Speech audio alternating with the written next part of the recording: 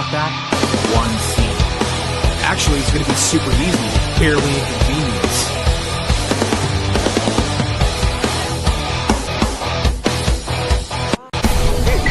Buddy, fights over this way.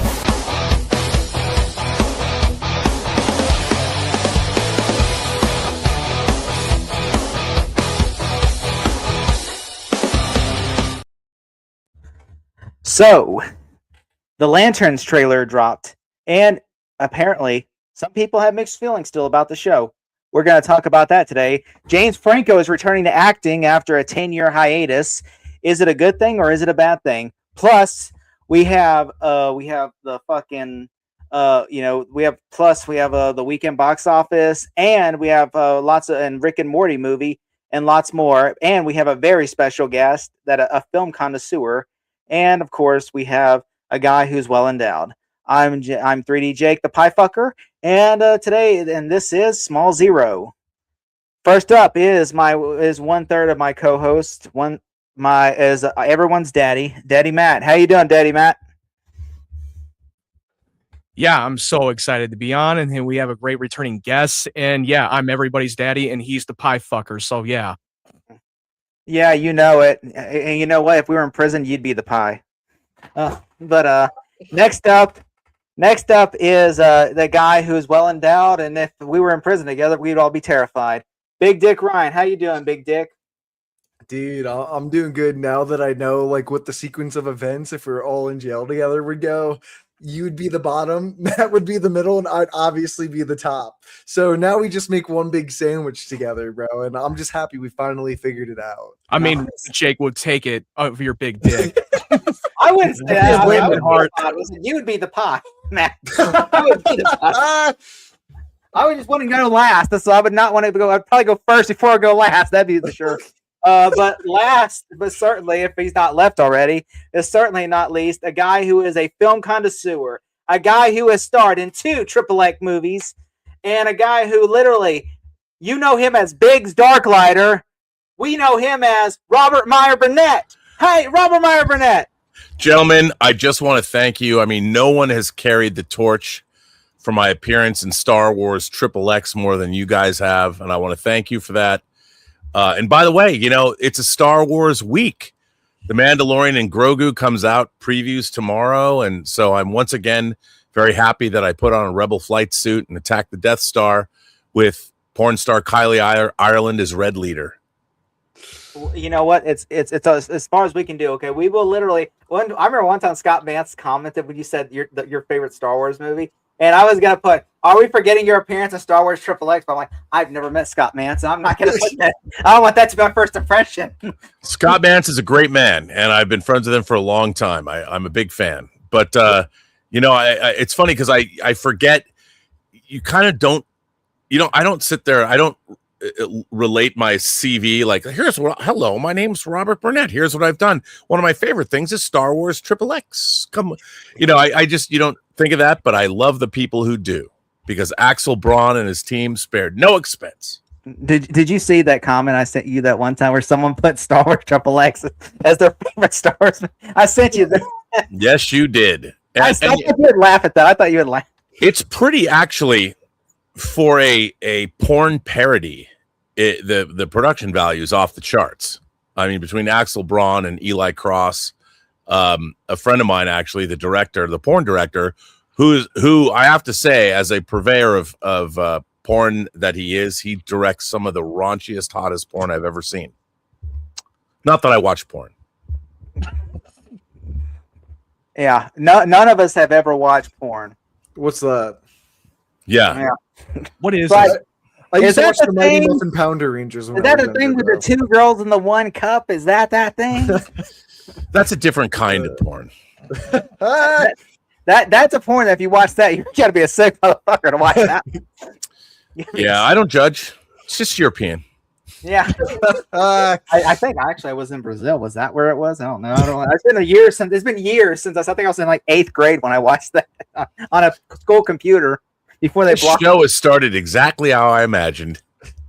We try to make it high. If Ryan was here, Ryan would be like, reel us in. But Ryan's usually like the father figure. He's like, guys, have some respect, but when Ryan's not here, we're like, all right, let's go. It's like, yeah, I am nobody's father figure. Yeah. Although I love the George Michael song, to be fair. But how are you doing, Rob? How are you doing today? Doing well. I was at the warehouse, so people don't know this, but I was for a long time a friend of mine who used to work at the National Screen Service Corporation. They were the company that produced all the movie posters that were made for the major studios from about 1920 to 2000. And they used to have regional offices around the country. And Seattle, where I'm from, had an office there. And when they closed that office, my friend Craig, he asked, because they were destroying everything. And these are original movie posters. And he took thousands of items. And I've been after him for 40 years to give them to me. 40 plus years. It's a long ass time. And on the occasion of his upcoming 75th birthday, he called me up. He said, if you show up here and bring a truck, you can finally take everything. Now, to be fair, I wanted stuff for myself. There were things in that poster collection that I particularly wanted. Original Hitchcock posters and Star Wars posters and all kinds of things. But I did it. And now we have an eBay store and we're auctioning it all off. And I was there today. We're doing a Star Wars drop, a Star Wars sci-fi drop this Friday. And we have original Empire Strikes Back, original Star Wars one sheets that have never been used. They're like the best conditioned version of these posters I've ever seen. How much are these posters? Are like in the thousands? Or well, no, I mean, we're auctioning them off. But like, for instance, there's an Empire Strikes Back 40 by 60. So one sheets, traditional movie posters that we've all seen, they originally started out as 27 inches by 41 inches, and they're called one sheets. And then when the studios took over, they started printing their own posters, and they got rid of the white borders on the side. So the posters became 26 by 40, and the studios made them. But like the original one sheets are 27 by 41. But what people don't know, because they really stopped making all other posters in 1980, there were one sheets, which are standard movie posters. There were three sheets, which are posters that were 41 inches by 81 inches, which are gigantic. There were 6 sheets that were 81 inches by 81 inches. Then there were 40 by 60s, which were printed on heavy cardstock, so they weren't folded. And there were 30 by 40s that were printed on heavy cardstock. There were inserts and half sheets because they produced posters for grand movie palaces. And in the 70s, when they started to make multiplexes and put movie theaters in malls, there was no need for all of these alternate posters. So everything kind of became standardized to 27 by 41, then to 26 by 40. But the collection he had, he took everything that was just around in national screen back from the 40s, the 50s, the 60s, the 70s, and the 80s. And he had like 4,000 pieces between lobby card sets, between all the different size posters, and insanity. And he finally called me up, and I've been going through it, and it's been unbelievable. And we did a drop last week of horror and horror posters. There was like one of the things I found in his collection was a 1951 re-release insert of Frankenstein. What? Now, Frankenstein came out in the 30s, but in 51 there was a re-release, and it was beautiful. And I mean, it's still an original National Screen Service Corporation poster, but these things just don't exist. And so we've been selling them, and I figured make it, obviously I want to make some money, but also to get people that want James Bond posters that are incredible. We have a Hitchcock drop coming up, but I figured to be fun, I would do all of these things like every week. Like last week for Obsession opening, we did the horror drop. This week for Star Wars opening, we're doing the Star Wars drop on Friday. We have 2 original one sheets for Star Wars, A sheets, original one sheets for Empire, lobby card sets, Jedi posters. I mean, and then science fiction. And then we've got a Disney drop. We've got a fantasy drop for He-Man. Unbelievable stuff. Unbelievable. I'm having so much fun doing it. Is this like, does he still collect the posters? Like, does he have like some from Star Trek 2009, or was it No. And we don't, these are not, no, he stopped. I mean, my problem with movie posters, me personally, I used to have a huge collection of what's called big paper, large scale movie posters that all were bought from a Hollywood company called The Third Floor. But my problem with movie posters was I liked painted artwork, like the great James Bond posters, Star Wars, Conan the Barbarian, the Rocketeer. The Rocketeer to me was the last great American movie poster. And that was 1990 because it was painted. And then like the Jurassic Park poster? What's that? Well, the Jurassic Park, they've got the logo, but if like Drew Struzan, who painted Back to the Future and Big Trouble in Little China, and I loved painted artwork. And then what happened was, and I blame Simpson Bruckheimer, what they had was a photograph poster of the main star. And then what they did was what changed movie advertising forever is that actors were given approval over their likeness. And that was because of, if you go back to like 1983 and you look at a movie like Flashdance, the picture of Jennifer Beals sitting down on the ground with her leg warmers and her torn sweatshirt, and it just had the logo Flashdance, but it was just a picture of herself with her beautiful doe eyes looking up. That picture became iconic. And that was a Simpson Bruckheimer poster. Then the next year, 84, they did Beverly Hills Cop. And Beverly Hills Cop, the one sheet was a photograph of Eddie Murphy with his gun sitting on the hood of a red Mercedes-Benz. And those posters changed movie posters forever. And so film posters, film advertising became about the actors. And so the actors only wanted posters that, featured them. Whereas if you look at the poster for Star Wars or Conan or great artwork like Escape from New York, those posters sort of mythologized in one image the movie that you were going to see, like Thief, Warrior, Gladiator, King. And there was Arnold and Sandal Bergman, he's holding up that sword of Crom or whatever. And that was a painted poster, but it was awesome. It looked like the Molly Hatchet album cover that Frank Frazetta painted, The Death Dealer, the thing where he's on the horse looking like that. It's a famous piece of art. If you saw it, you're like, oh, yeah.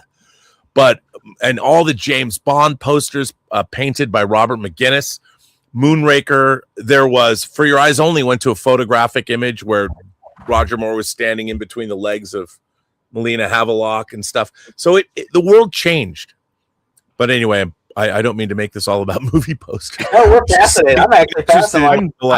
I'm way more appealed to more painted movie posters. They just look more better because now in today's day and age, they have more group of characters of floating heads. For instance, there are some posters I like Matt's poster in the background of Spider-Man walking. I think that's a great poster. Okay, one of my favorite posters that I still own is for Spider-Man 1, and it has Spider-Man hanging off a building, and you see the World Trade Center in his... Oh, you have that one? Wow. Yeah, I have that one sheet, and it's one of my favorites. I kept it in terms of modern one sheets, and of course, after 9/11, they pulled those posters from release because people forget. You can see it on YouTube. The teaser for Sam Raimi's first Spider-Man has a helicopter being snagged by a web that Peter Parker put between the two twin towers of the Trade Center. Yeah, you could definitely find that on YouTube. And you can find it on YouTube, but that poster is amazing. And those posters keep the same style. I mean, all those posters are great. The Spider-Man because I got those Doc Ock in his eye. Yeah, I got these posters. I got these posters when they were doing the re-release of the Spider Monday of all the live action Spider-Man movies with Toby, Andrew, and Tom, and I got it from like day one from those posters. Yeah, and those are the reduced versions of the actual one sheets. And I saw a poster they've got a poster of Spider-Man's face with Zendaya in reflected with New York and the boroughs. We covered that during the CinemaCon for the Sony panel. We covered that. I mean, that's a total callback to that original poster that I have with the Trade Center. And it seems to me that they're taking these marketing for Brand New Day a lot more seriously with these great single character posters, because most of those posters from the Tom Holland's Homecoming trilogy, not all those posters are all that good. They look really bad. I think one of the great, I'm a huge unabashed MCU fan, but what I do not understand is how that, by the way, I'm selling an original Jaws one sheet in my, we're doing an auction. Mine's in mint. It's mint condition. Someone just bid $900 on our original Jaws poster. Wow. But the thing is, me. how can Marvel not use the greatest comic book artists in the world, like somebody like Bill Sienkiewicz, to do their posters? Or get All someone like get Photoshop things. I don't get it. Like get someone like Alex Ross to do the poster. I mean, Alex Ross. I mean, they could have. Look. The two things that I regret not doing is with my DVD producing special features and all that. I regret not going to Marvel and saying we should be doing Lord of the Rings style special features for every one of these movies, and it, like your movies, it'll be an ongoing project where the behind the scenes we show the growth of it all, and each one of those films could have had, like with the Lord of the Rings movies, 10 hours of special features. Yeah, I love that stuff. I still have the Blu-ray box set of the extended edition, even though and guess who worked on that? Guess who worked on that? The guy sitting right there worked on that. Even though I upgraded the 4K, but there's no way in hell I'm getting rid of the extended edition Blu-ray set. I can't believe on the 4Ks they don't have the extended features because they just figured everybody already has them. But I mean, the team that I work with was the same. I mean, look, I know there's a lot of great DVD producers. My friend Charlie de Lauzarica is one of the greatest of all time. But the team that was assembled, Michael Pellerin, who assembled the team to make the Lord of the Rings special features, that was the single greatest team of people to ever work on special features ever in the history of the medium. Because I think that most people in the modern day, they don't watch a lot of special features today. Which is bullshit, because you know what? I love watching special features because you get to find interesting facts like, for instance, especially movies that get heavily reshot by a studio. You're like, oh shit. Like, this scene is supposed to be completely different, but they reshot it, Well, what's great, I mean, Peter Jackson, I just watched an interview with him that was done in the last couple of days where he laments the fact that special features have gone away. It was Peter Jackson himself that he had a domestic filmmaker in New Zealand named Costa Boats who was already documenting. We came in way later, and then we took a different approach to it. But between the Costa Boats documentaries and between what Michael Pellerin did, as a matter of fact, there's a fascinating YouTube video. I don't know who made it, but they interview both Costa Boats and Michael Pellerin about doing special features on Lord of the Rings. I think it's essential viewing for people who like special features about movies. Here's a documentary about making special features. It's an incredible piece. But the team, and we had 30 people working on those special features a year. It took a year to do each film. So it was a 3-year period of time. And like when I work with Roger Lay Jr. on Star Trek The Next Generation, Star Trek Enterprise, it took us 3 years to do 7 seasons of Next Gen and 4 seasons of Enterprise. When Peter wrapped one movie, would he just go right into the next movie, or would he I'm going to take a week off and then we're going to go? Well, I mean, when the three Lord of the Rings movies were made at all at the same time, and then what happened was they started cutting them together and they did pickup shots later. So yeah, he had time in between, but that was a very it's a process that I don't understand why it hasn't been duplicated. Like didn't they know that Denis Villeneuve was going to make 3 Dune movies? I mean, it would have been, of course, studios. It's a much bigger risk. The Lord of the Rings movies were basically $100 million movies, and now movies are $200 million. And if you're going to make 3 at one time, it costs too much when you hire someone to do the documentary of everything that goes on behind. Oh, they will never do that again. I mean, no, because we already exposed so much on social media of everything that's going on behind the scenes, and they just don't want to get the blowback on that. Well, I mean, there's so much. I mean, to celebrate the craft, that's what I like. I specialized after Lord of the Rings. The first time I started to travel was X2. Going back and forth to set on X2. Then I went to Chronicles of Narnia and I assembled my own. Oh, well, then I was doing Lord of the Rings at the same time. But then Chronicles of Narnia, we were in country in New Zealand for 14 months. And then I went right from New Zealand over to Australia for Superman Returns for a year. And it was incredible. I mean, nobody will ever do that again. No. And because it was the marketing departments financed that stuff. And, the DVD market, DVDs were the fastest selling consumer electronics product ever. And they made so much money hand over fist with DVDs. It was a good bet. The Lord of the Rings discs were massive sellers, the extended versions. Massive sellers. Mm-hmm. So I lament those days. I miss those days because as a film fan, a total nerd boy, and also film producer, I mean, people ask me, Rob, why didn't you direct another movie after Free Enterprise? And I'm like, well, it made no money. And what came along was DVD special features. I mean, my movie comes out and I started working within 6 months on special features. And suddenly I'm working on the X-Men movies and Lord of the Rings and Tron and Fantasia and The Emperor's New Groove or whatever. And I'm working on these gigantic movies, even though I'm documenting them, but I felt like I was going back to film school, and it was incredible. Incredible. Yeah. Rob, I know you're a big physical media guy.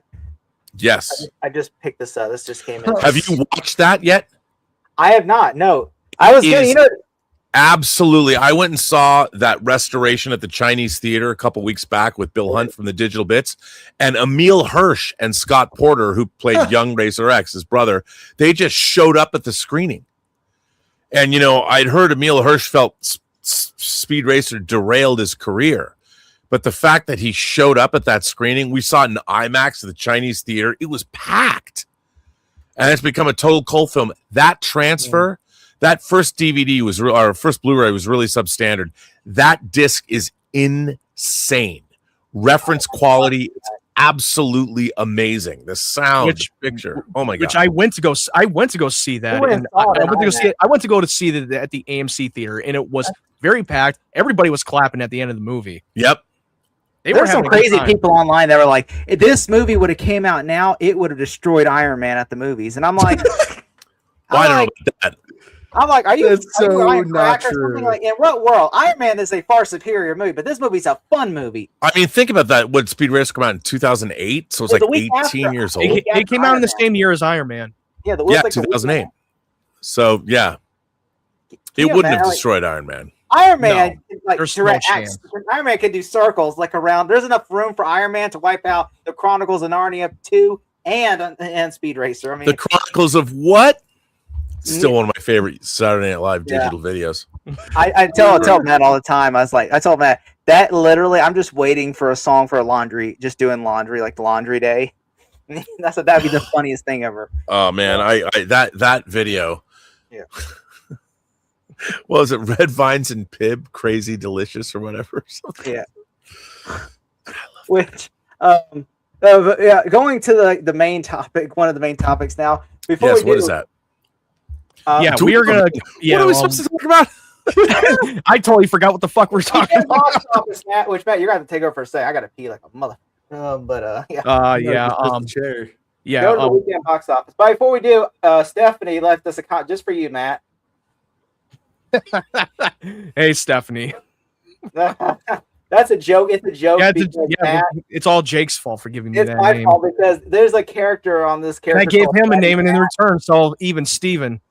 There's a character called Daddy Matt in our friend Stephanie's book she's reading, and I'm like, oh, you just gave me jokes for Matt for the next month. And so last week, everybody's calling him Daddy Matt, and he goes, fuck you, Jake. That's being a daddy sometimes. It's a little joke that we played on Matt for weekend box office, Matt. Let's do that.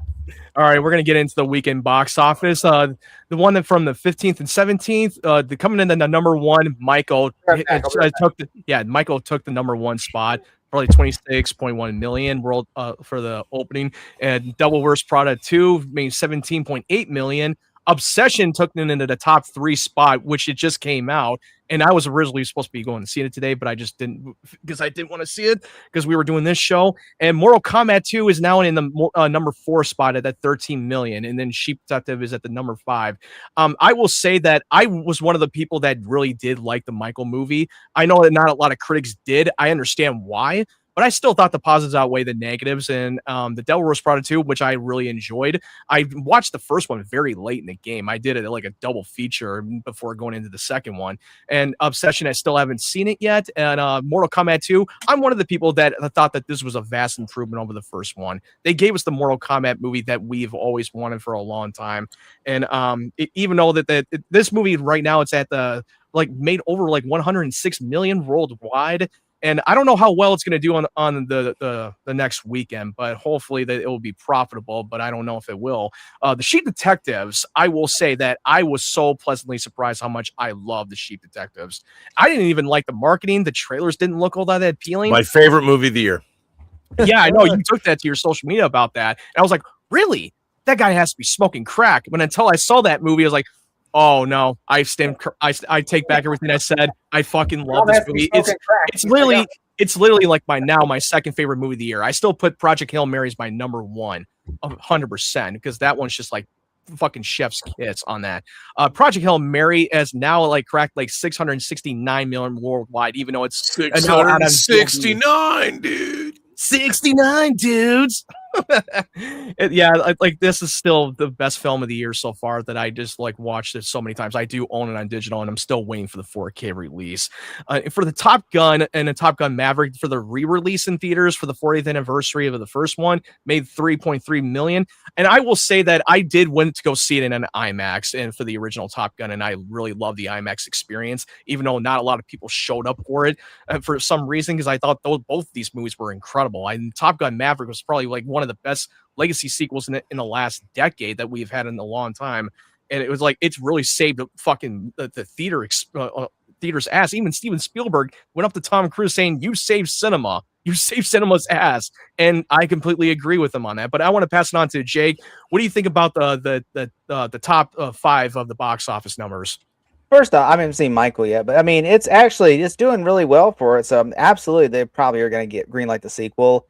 As for, I would say, what is it? What's the second one? Oh, the second one is the Devil Wears Prada 2. Can you imagine Mortal Kombat? I bet I was telling people thought I was crazy. I said the Devil Wears Prada 2, and people are like, "Oh, you're on crack." I'm like, Mortal Kombat's going to destroy it. Guess what? Mortal Kombat did not destroy it. Okay, you don't never bet against Meryl Streep. No. Okay. No. Meryl Streep, literally, and that movie, by the way, I'm not gonna lie, before, because we did a fantasy movie draft with Jeff Snyder, and literally, like, everybody was like, Devil Wears Prada 2, like, come on, like that movie, like that movie that came out in 2006, like, I would literally agree with you on this one, because you can't bet against Meryl Streep in the end. And then you're like, it's that, yeah. What you watch the first movie, you're like, oh wow, that was a really enjoyable film. And also, I'm surprised that now Michael's now outperforming Devil Wears Prada 2, because now it's made it like around like 700 million right now. I was like, is it really that much? Yeah, 713 million worldwide so far, and the Devil Wears Prada 2 is now sitting at 550 million. Mortal Kombat, though, that's getting destroyed. So that, I mean, I feel bad for Mortal Kombat. And also, what I don't know what the hell they were thinking opening up against. They had a perfect release date in October, and then they said, "Oh, we're gonna make more. We want to make Final Destination money." And then guess what? They pushed it to May, and then guess what? They got overconfident with the summer release. Like, no, that was not the smart decision. They're trying to recreate the same slate. Warner Bros. Is trying to recreate the same slate they had back last year, because every movie last year hit perfectly. This year, they're like, oh, we're getting effed. Because Final Destination Bloodlines was not in any competition of any of these movies that were opening that month. Yeah. Although it has made over $100 million. Yeah, it did. It absolutely did. Pass it on to Big Dick Ryan. What do you think about this? I don't think it's that shocking that Michael's still number one, and honestly, it'll probably be number one for the next few weeks. But I will say I am very shocked at like how much of a spark obsession has casted on like a lot of movie viewers. I was gonna plan to see it today as well. The weather was so bad that I got kind of lazy, but I think this second weekend it's really gonna crush Devil Wears Prada and then make Mortal Kombat 2 look even worse after this second weekend, just because. Is it Curry Baker or Curry Barker? That directed it. There's something with these YouTube horror. He's not from horror on YouTube, but just these YouTubers making horror, I think is just kind of that niche going on right now. That's just going to keep bringing the film up on top of just a really unique concept for a horror film. I think that's why a lot of people wanted to go see it. What was number 5 or 6? Number 5 is the Sheep Detectives.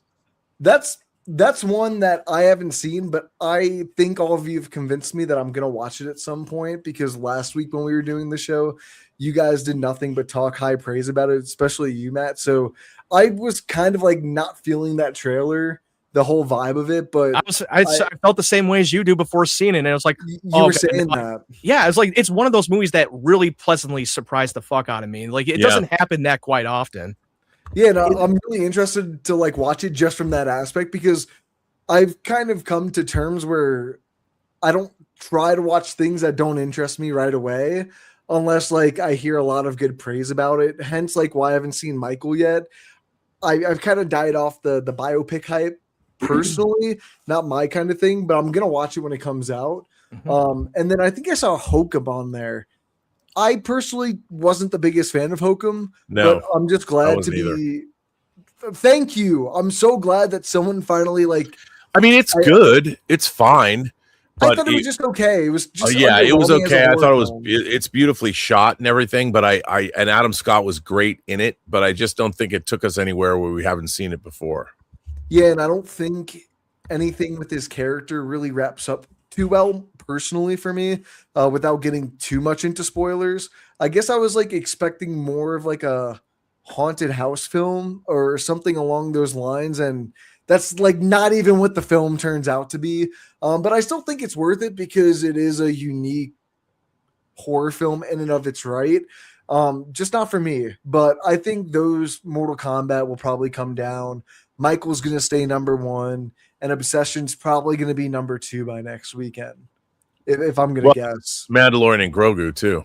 Oh yeah, that's true. Mandalorian Grogu is going to come in. It's going to be number 1. I mean, I would not bet against that. I wouldn't be surprised if the first weekend will probably end up being in the number 1 spot. And it is a 4-day weekend, so you've got Memorial Day. I do keep forgetting it's Memorial Day weekend this weekend. Yeah, so it's a 4-day weekend. They're going to take their children to see the Mandalorian Grogu. It's probably not going to make as much on opening weekend in these Star Wars movies.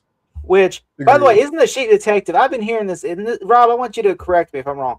Isn't like the tone kind of like reminds me of people are like it just looks like Hot Fuzz? I think it's different than Hot Fuzz because Hot Fuzz is more of an overt comedy. Yeah. But it's got. I mean, it's a hardcore. It does what. Look, I thought that, for instance, Shaun of the Dead works as both a comedy and a legitimate horror film. It's good. And I love the Cornetto trilogy because you've got Shaun of the Dead, Hot Fuzz, and The World's End. And I thought those films all kind of worked on the same level. But there's a sincerity and a whimsy to the Sheep Detectives. It does remind you, obviously, of Babe or Babe or something along those lines. But it's a total whimsical fantasy film. But it also works, as a metaphor on a number of different levels. And what I really liked about it was how heartfelt it was. There's a sincerity to the Sheep Detectives that I don't think an American movie, and if you made the Sheep Detectives in America, it would have a lot of colloquialisms, pop culture references, whereas the Sheep Detectives is kind of timeless in the way that the Brits can only do. And I thought that it was surprisingly moving all the way till the final frame of the film, which packs an emotional wallop that I wasn't expecting. So what I love about the Sheep Detectives is it works for both kids and adults. So kids can watch it and there's talking animals and excitement and mystery and all that, but it also is a heartfelt film about many different things if you're an adult too. And it was Craig Mazin, who wrote the script, created like the Last of Us TV series with Neil Druckmann. He also wrote the script, created Chernobyl, that great miniseries for HBO. And he also comes out of comedy because he did like The Hangover 2, The Hangover and superhero movie. And he made a movie called The Specials that I work with him on a little bit. And he's a fantastically well-educated guy, went to Princeton. So it's not surprising that The Sheep Detectives has a great script. And that script was apparently written like 10 years ago. Wow. Yeah. So it was basically like a spec script that he wrote. Well, no, it's based on a German novel. Oh, wow. But a lot of changes were made to that German novel. The German novel was apparently much more adult and darker. And I think Craig Mazin made the great choice to sort of make it a little bit more universal for all ages. Yeah. And I thought it was a wonderful film, beautiful performances, and it's just really an uplifting film. And we need, look, give me dark, hardcore, X-rated or R-rated horror. Give me carnage and give me transgressive whatever. But that doesn't mean I don't love a good Sheep Detectives movie. So sometimes you just gotta watch a feel-good movie every now and then. It's true. Because we already got enough harsh shit going on as it is in the world, so I feel like we need an escape. 100%. Yeah. I mean, the tone is basically like the version of Babe meets Knives Out, except it's not boring. It's not overcomplicated with a murder mystery. It's very straightforward, great, well-paced. All the cast members were fantastic. Yeah. Even the guy who plays the cop is saying, like, he read the script and he really could not stop reading it. He loved it. And he was so in all the way. Yeah. 100%. All right. What did you guys think about the whole box office numbers? Let us know your thoughts in the comment section below. Next up for the main topic that we're going to be talking about. Yeah, we're going to be talking about the Lanterns series. Yeah, boy, we're talking about Green Lantern. Hey, they had green in this trailer. Ryan Reynolds movie. Yeah. I will say that I really love the second teaser. We got a little bit more. This feels like it was aimed for more of the comic book fans because the first teaser was more of the casual audiences who are HBO subscribers. But we get a little bit more of the whole spectacle and a little bit more of what it's about. And it really shows you that this is literally passing of the torch from Hal Jordan into John Stewart to becoming a Green Lantern. But I think that some of the visual effects shots were absolutely outstanding, and it almost felt a little bit more cinematic, and it looked like we're getting a little bit more of the flashback, heavily more on Hal Jordan. I mean, and I feel like my prediction is that, and I'm not alone in this, I feel like Hal Jordan's not going to make it out of the show. Yeah, I agree. And I completely see that they want to lean towards more John Stewart being the main of the DCU and the main of the Justice League. Kind of like what they started off. My first introduction to Green Lantern was John Stewart from the Justice League animated series. I didn't know anything about Hal Jordan until like years later. And that's the character that I knew from the Green Lantern. And I think that Aaron Pierre is definitely going to be amazing as John Stewart. And I remembered him in another DC project that he did. He did the show Krypton, and which nobody knows. He was in Krypton? Yeah, he was on the show Krypton. He was one of the supporting roles in the show in the first 2 seasons. And yeah, I think that he's a tremendous wasn't he non on Krypton? Dude, I just remember him from Old. That's literally it. And then that Netflix movie he did like a year ago, which was actually Rebel Ridge that Jeremy Saulnier directed. Yeah, that was actually pretty solid. I was kind of shocked by it. Yeah. Which, I guarantee you John Boyega is just kicking himself because I could have started Rebel Ridge. And he pulled out of the movie and Aaron Pierre was cast. I mean, can you imagine that? John Boyega is kicking himself like, I should. Bro, Aaron Pierre's just got so much aura to him, and I really don't know how to explain it. This Lantern show looks phenomenal. I'll say that shot right there. That shot is so beautiful. Yeah, it seems to me that he's definitely on an alien planet. My guess is he's still doing more of a training session, but I don't know the whole context of it. I'm just speculating. You know where they're at? They're on Arrakis. That's where they're at. Yeah, they're on Arrakis. Yeah, there you go.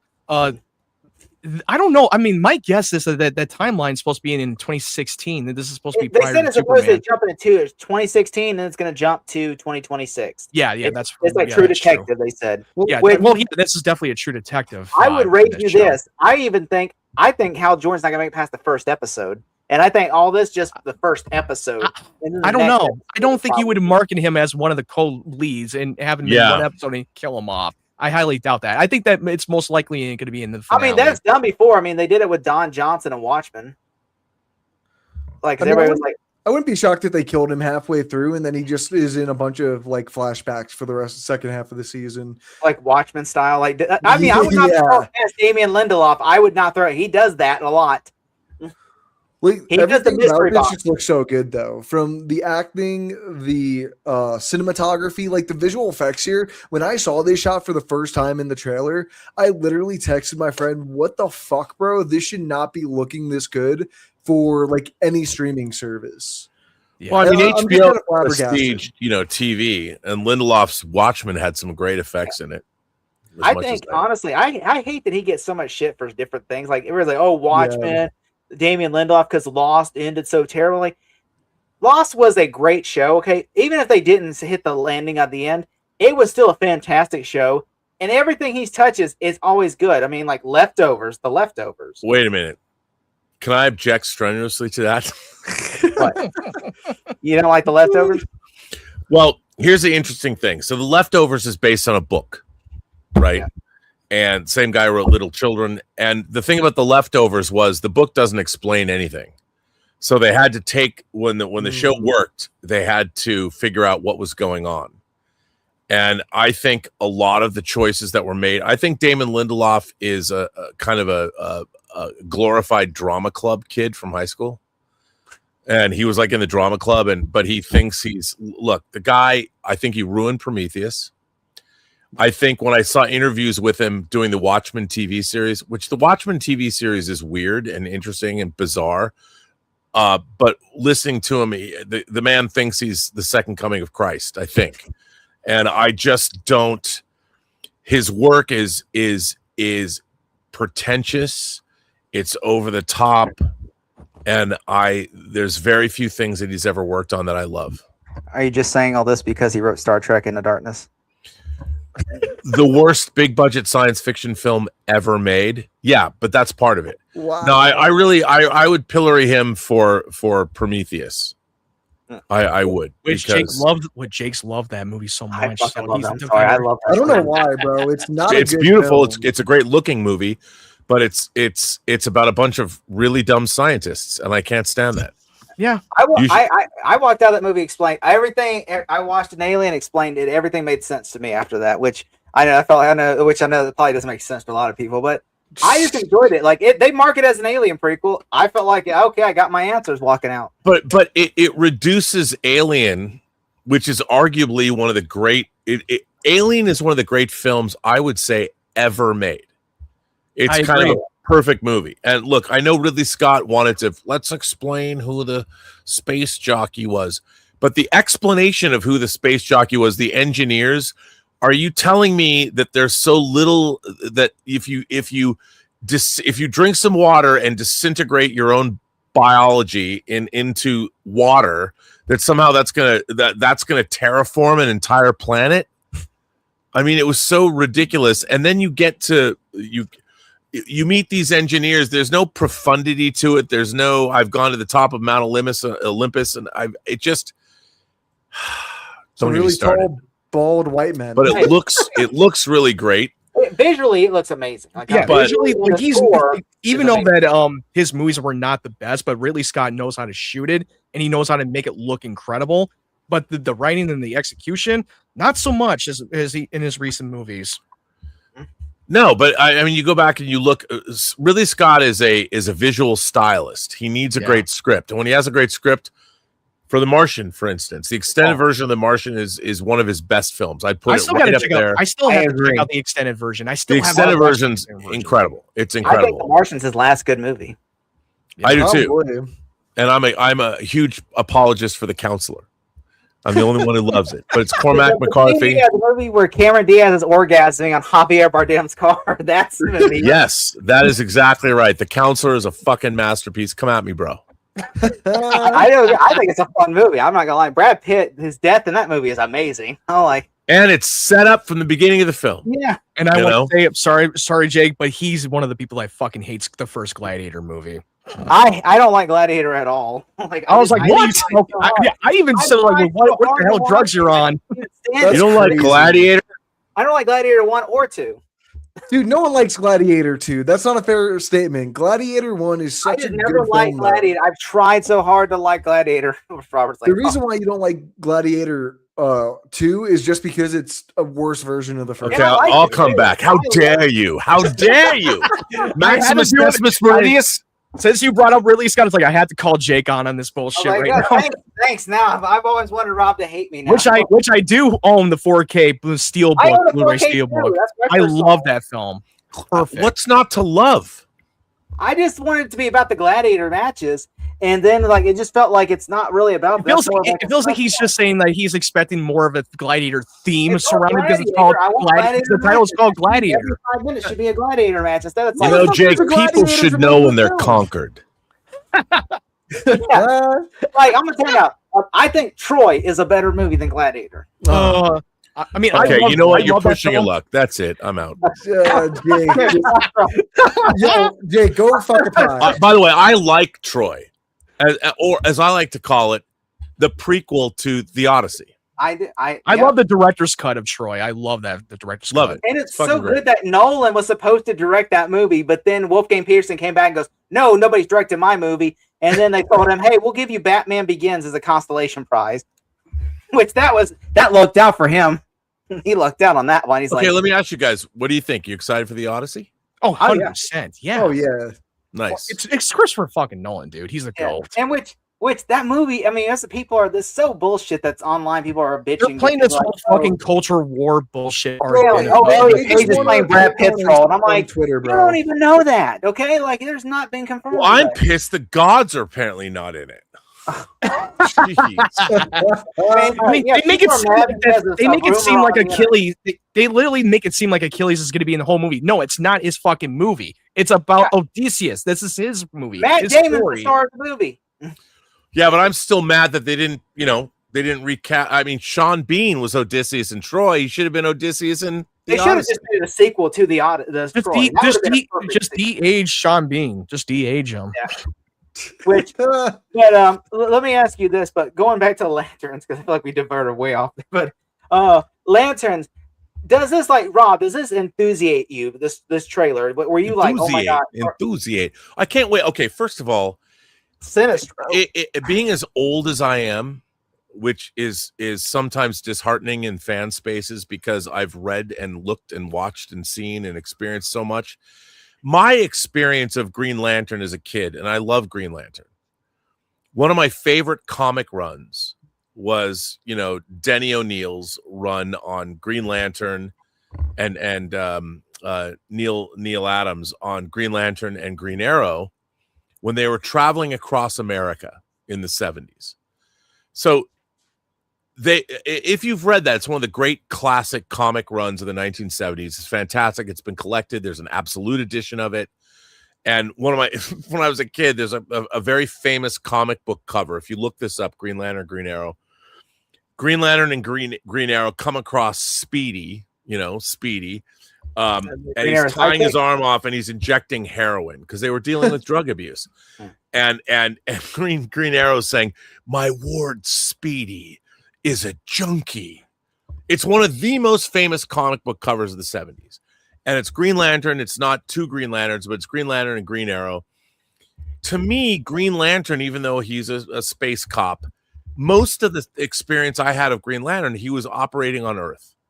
He was part of the Justice League, or he's, traveling cross country with Green Arrow. So that was a big deal. And when I saw what they were doing with lanterns, even in the teaser, I'm like, oh my God, I'm seeing the equivalent of being a He-Man fan brought to life. I'm seeing Green Arrow, Green Lantern brought to life. And everything about it, there's going to be a cosmic connection, whether it's Sinestro or whatever. Oh, yeah. And all of these people that are complaining about, I'm like, you guys, I'm sorry, but you do not know your Green Lantern comic history. All you know is the Jeff Johns run, which admittedly, I really enjoyed a lot of that. Yeah. The Sinestro Corps War, of course, Blackest Night. A lot of what Jeff Johns did, which, by the way, I own in hardcovers and absolute editions. It's all behind me here. Loved all that stuff. But I also love the grounded stuff that Green Lantern. It was interesting when Green Lantern, as an Earthman, as Hal Jordan, had to deal with, how does a superhero stop another human being from becoming addicted to drugs? How do you defeat Superman? You give him a family. Suddenly he has a built-in vulnerability that you can't give him in a comic book, which is why the 4th season of the Superman TV series was so good. Oh, yeah. I completely agree. It's very underrated for Superman and Lois. You know how you stop a junkie in the comics? Just Clockwork Orange him and just hold him up like this, like Alex on Clockwork Orange. And just I knew he was going to bring up Clockwork Orange. I knew he was. I love a Clockwork Orange. I love that. Hey, it's one of my favorite movies of all time. Yeah. By the way, are you excited for Warner Brothers Clockwork? Like that to me is, I'm so excited for that. I mean, they announced that CinemaCon. I was at CinemaCon, and their first Sean Baker doing Te Amo, and they just announced. I mean, they're putting out at Con. They just released The Devils, Ken Russell's The Devils That Is Have that Been a good Suppressed movie? for 40 years. It's a fucking fantastic film. I was gonna check it out. It was on Tuesday. It's incredible. No, you got to see the uncut version that has the rape of Christ in it. You've got to. It's a very, very, very, very, very controversial movie. As a matter of fact, there's a filmmaker from LA named Damon Packard, and he made a film called Reflections of Evil that he used to leave on. It was on DVD. He would literally leave Reflections of Evil like 20 copies on street corners in LA. He is, without a doubt, the best filmmaker using AI today. He did a movie, an AI film about young Gen Z Warner Brothers executives talking about the release of The Devils. It's called The Devils is being released in 2026. He dropped it online 2 days ago. If you watch that film, you'll see that there is a place for AI filmmaking. Damon Packard, I never thought I'd see this, but Damon Packard is at the forefront of this AI film revolution. And mark my words, Damon Packard is going to be the first person who makes an AI feature that is going to be taken seriously. And you can tell when you watch this video about the release of it is just as skewering as any episode of The Studio is. It's unbelievable. You're selling me on this. I'm about to go look it up. Make sure you what is it called? It's called something like The Devils is finally getting released in 2026, but look up Damon Packard. It's on his YouTube channel. There is such wit and verve and great writing, and it's fucking genius what he's doing, especially if you know anything about the history of the Devils. Which I'm gonna check that out. There's 3 movies I've been wanting to watch, to do research on. The Wicker Man, the original Wicker Man. You've never seen it? No, I've heard of it, but I've never seen it. You're talking about the original Wicker Man, right? The one with Christopher Lee. Only Wicker Man. Yeah, I know. I never didn't get a chance to watch the original yet. I haven't watched it yet, but I still. It's one of the great 70s horror films. I mean, it's right up there with. I mean, Rosemary's Baby is 68. Yeah, Exorcist is 73. Oh, I love the Exorcist. Love the Exorcist. But the Wicker Man is one of the great. I mean, there's Don't Look Now. There's the Wicker Man. There's Exorcist. I mean, it's one of the great 70s. It's what inspired Midsummer. Like Midsummer, they said they were heavily inspired by the Wicker. That's true. Yeah, which that's on one of my watch lists, and I'm going to be. Yeah, there's 3 movies I want to look at: Ken Russell, The Devil, The Wicker Man, and then The Witch. Yeah, that's our The Witch is Robert Eggers' first film, masterpiece. Yeah, it's really good. Which I said, which I'm working on something that I want to talk about yet, but it's just something that I think is like it's in that same mindset where I was like, oh man, this is such a cool idea. But I forget what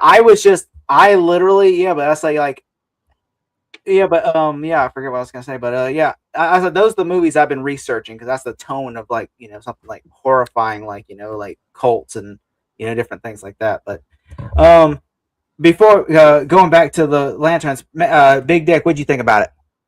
The trailer. It was fun as hell, and honestly, I think it was a good trailer to come off of like all the negative press that I think the first one gave them.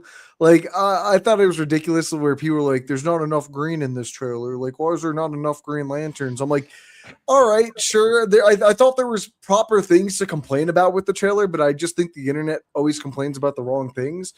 But I think this trailer did a phenomenal job at kind of leaving you on the edge about what the show is actually about, but not really telling you anything. And that's kind of exactly what a trailer should be. I don't even want a second one, but they're probably going to have to because they have to like market this thing. Yeah, we're probably going to get a proper full-length trailer because this was like literally a second teaser that was leaning more towards like more of the comic book fans that people bitched about not having enough cosmic, which we did. And some people are still complaining about the fucking Hal Jordan suit not being green. Oh, it's a brown lantern. Like, come on. We haven't even seen it in full context. When we see it in full context, then you can bitch all you want. But like until but people argue over the stupidest shit ever. They also are very limited in their understanding of comic history. They either know the Justice League International cartoon. To be honest, people don't read.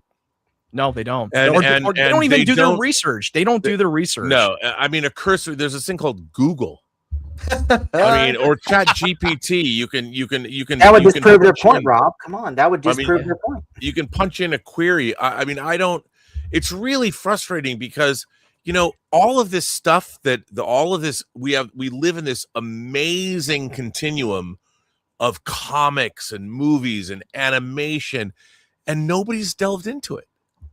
And I find, look, I love seeing reaction videos on YouTube, but when I was a kid, back before I had dentures, I don't have dentures, but if I did, old days. yeah. But the thing was, when we were growing up, I had a small cadre of ne'er-do-wells when I was going to junior high and high school, and we were fanatical. Like we would go see.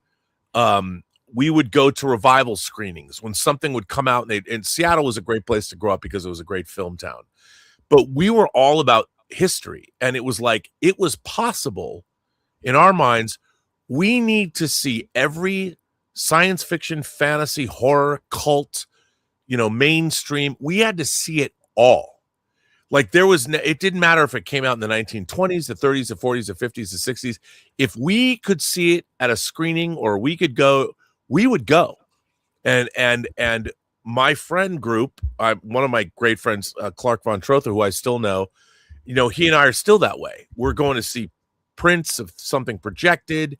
And what's amazing to me is nowadays, I mean, obviously there's so much to catch up with, but there's no interest in delving into the past. Like, and for us, it was like we had to see everything because that's where everything came from. It was a progression that we needed to understand. And now I don't see anyone who's looking to educate themselves about the art of cinema. What they want to watch is, I want to see a superhero story. And they'll be like, well, I like the Marvel movies, but when Martin Scorsese comes out and says, well, they're not cinema, they're like, Martin Scorsese is an old man. But what Martin Scorsese is saying is that the art of cinema encompasses all kinds of movies from all around the world. And if you're only watching superhero films, what you're seeing is a superhero story that's just using cinema to deliver it. You're not seeing pure cinema in its purest form. Try watching an Andrei Tarkovsky film. Try watching Stalker. I often say to people, or my litmus test for people, is one of my favorite filmmakers is a Italian filmmaker, Dario Argentino, Michelangelo Antonioni. Argento's also Italian. He's a horror filmmaker, but Michelangelo Antonioni was sort of a neo-realist filmmaker, but he made a trilogy of movies called the Ennui trilogy: La Notte, La Ventura, and The Eclipse. Most American audiences today, they don't even have their minds cannot sit down and sit still and watch one of his films.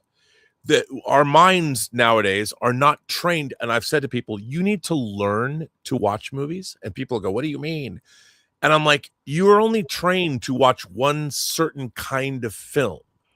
But when we were growing up, we were watching movies from all around the world. I'm not saying we were better, but we were interested in the art of cinema, not cinema as a delivery system for a Star Wars story or a comic book story, or cinema was all kinds of different things. Yeah. And nowadays that's not the case. And it's frustrating because there's so many great things to be learned and gleaned. I mean, Antonioni is a wonderful filmmaker. And a movie like La Ventura, I would say to anybody who likes A24 horror, you should delve into the works of Antonioni. Or you should delve in, look at some Italian horror. Look at Fulci's The Beyond. What do you make of that? I don't know. Dario Argento's Giallo movies. What do you think of his Three Mothers trilogy or his Animal trilogy? What do you think of that? I want more of people delving into things, and rather than, it's like, if it's not the way I want it to be, then fuck that movie. When really it should be the reverse. You should be the one that's open-minded and sit back and let all these different versions of cinema flow over. It was boring. You know what? When someone tells me something's boring, I'm like, can you hear this? Should I turn it up? Come on, man. You're fucking boring. And you have nothing to me. You have nothing to say. If you think things are boring, your life is boring and your life sucks, and you're going to grow up frustrated and miserable because you've never watched me in Star Wars XXX, have you? Ah! Oh my god! Mic You drop. can't say that movie's boring, okay? That movie's very entertaining. Yeah, but it's like 3 hours long. It's too Damn. long. Yeah. Well, porno, Needs an that's a very intermission. long movie. It's a very long porno. It's like they really have to show everything. Huh? It's like they have to make sure. We want them to show the Death Star blowing up, okay? You could see everything. Everything. You ever wanted to see Princess Leia in the threesome with Han Solo and Luke Skywalker? And the girl that got to play her is great. Allie Hayes. Yeah. Allie Hayes. Bro, Yeah. the day before. She was a hottie, okay? I'm not gonna lie, okay? She's like 50 now, but like I said, back then she Still was- hot. I'm She's like, still she can hot. still be hot at 50, bro. Like, I mean, she's like a MILF now, probably. As a matter of Yeah. fact, the hottest women of all, I mean, I look around the internet and I'm like, the hottest women are all over 50 now because they have knowledge. Yeah. They have knowledge. Yeah, that You, you like know a what? woman with an experience. Experience. It's like what Tom Cruise said in Risky Business. College girls, they can smell ignorance. Which that's true. Hard facts. We go into the next story. The one we go into the Rick and Morty story next. Yeah. Anyway, what did you think about this second teaser trailer of the Lancers? Let us know your thoughts in the comment section below. Now, on to the next topic with Rick and Morty movie getting greenlit. It only took them what, like 10 years, Yeah, I'm just to make surprised this. that hadn't happened earlier. I think this is. I was telling my niece because me and her used to watch Rick and Morty all the time, and she's like, "That doesn't it seem like that movie show should have ended by now?" I was like, it feels like it has. Yeah.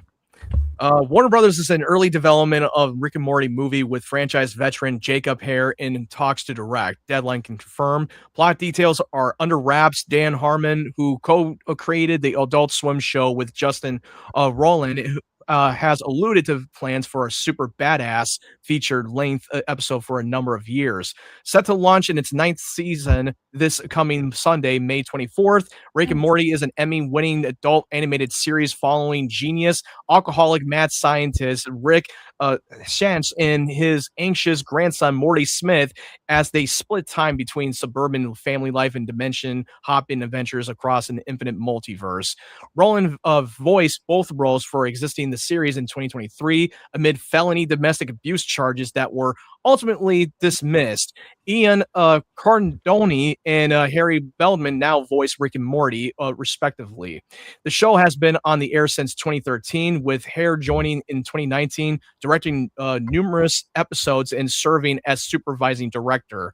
Rick and Morty also features the voices of Chris Parnell, Spencer Grammer, and Sarah Chalkman. I'm sorry if I'm butchering the name. In addition to the feature, spinoff President Curtis, starring Keith David, is in the works for Adult Swim.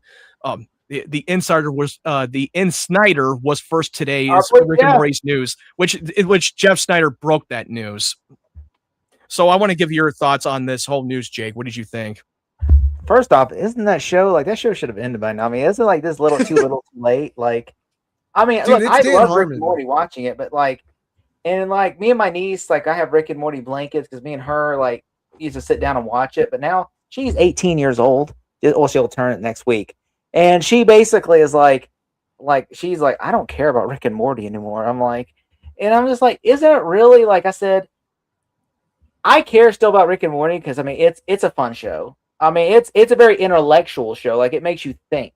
So I think that's one thing. But at the same time, it's like I don't know anyone that talks about that show anymore, and that kind of scares me. Is because it's like remember Bob's Burgers?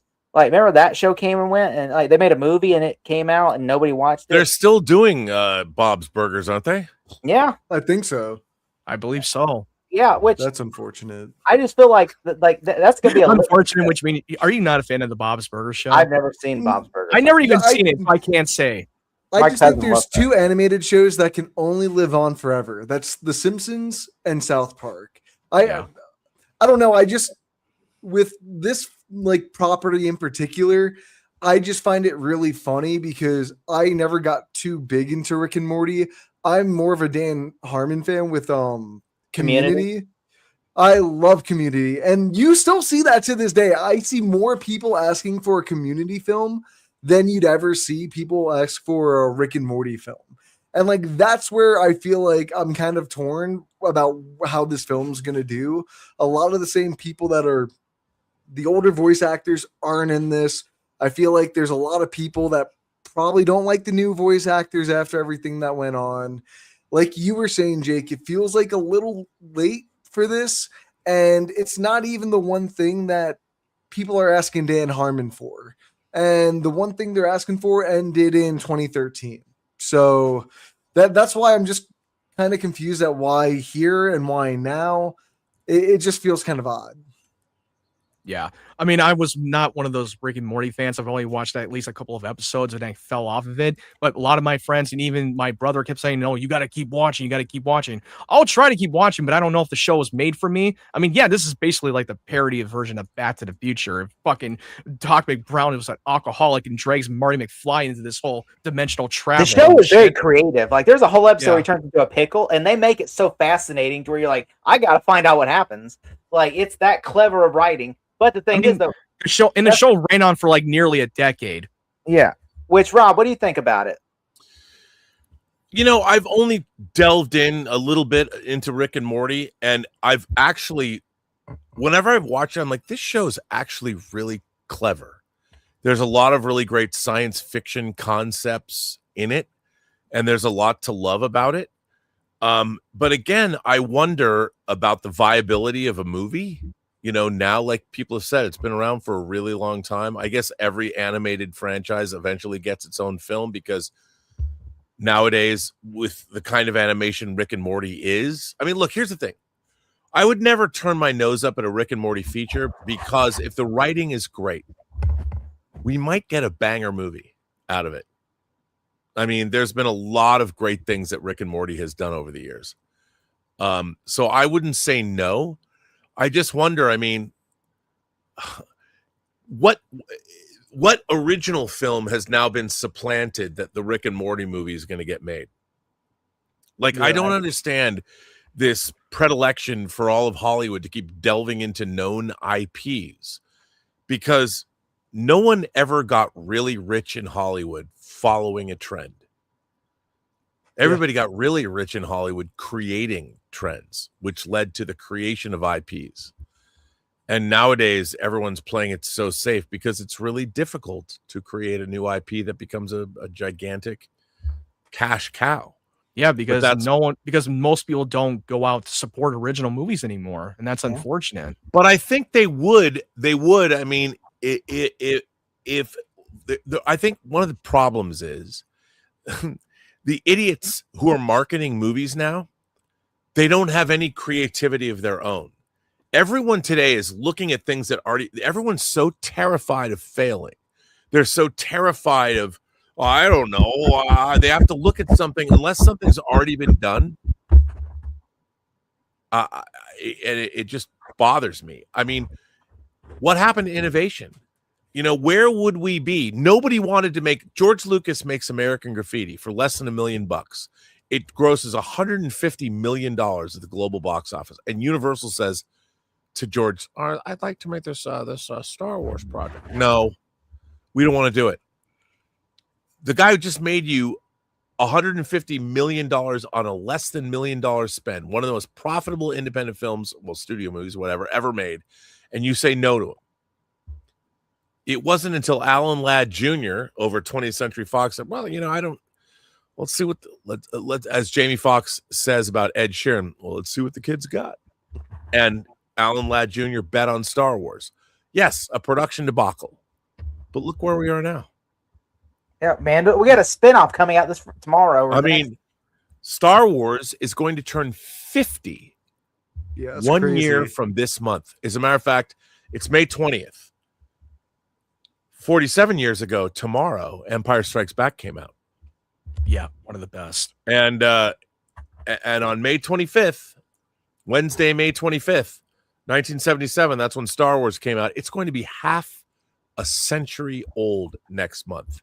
Which they will be putting back the unaltered theatrical version in theaters for the 50th anniversary. Yeah, and well, where's Top of the Hut? I don't understand what's happening. I can hear people complaining about that, but I think that most hardcore fans like us would be like, "Thank God, Jabba the Hutt's out of that fucking scene."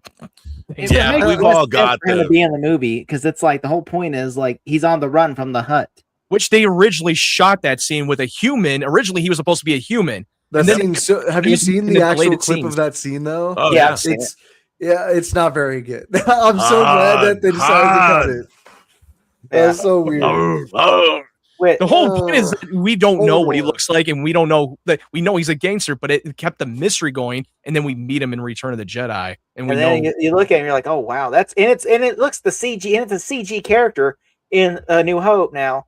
Well, it was back in the night. I think it was like during. It looks so much better in Return of the Jedi than you have. I know. I mean that animatronic puppet was controlled by like 6 dudes or whatever. It was brilliant. Yeah, the animatronic was for the practical was great. The eyes, the way they work the eyes. It's kind of freaky, dude. The death of Jabba was fucking dark. And then you got Leia. He's like, you're like this, and she just like literally committed a murdered that Jabba the Hutt, strangled him. Let's remember, she's no longer slave Leia. She's Hutt Slayer Leia. Yeah. in the Disney canon, God forbid. Didn't they ban the toys from because they banned the name of the title of Boba Fett's ship, Slave One, because they don't like that's apparently studio don't like the fucking word slave one. He is literally a slave trader. That's literally what he does. I mean, why are you trying to alter history? Because they act like slavery was invented by America. Did you not read the Bible? I mean, come on. Yeah. Give me a break. Which I said, like I said, the pyramids were built by slaves. Yeah, that's true. Yeah. I was like, I was like that. And last I checked, Egypt was not in America.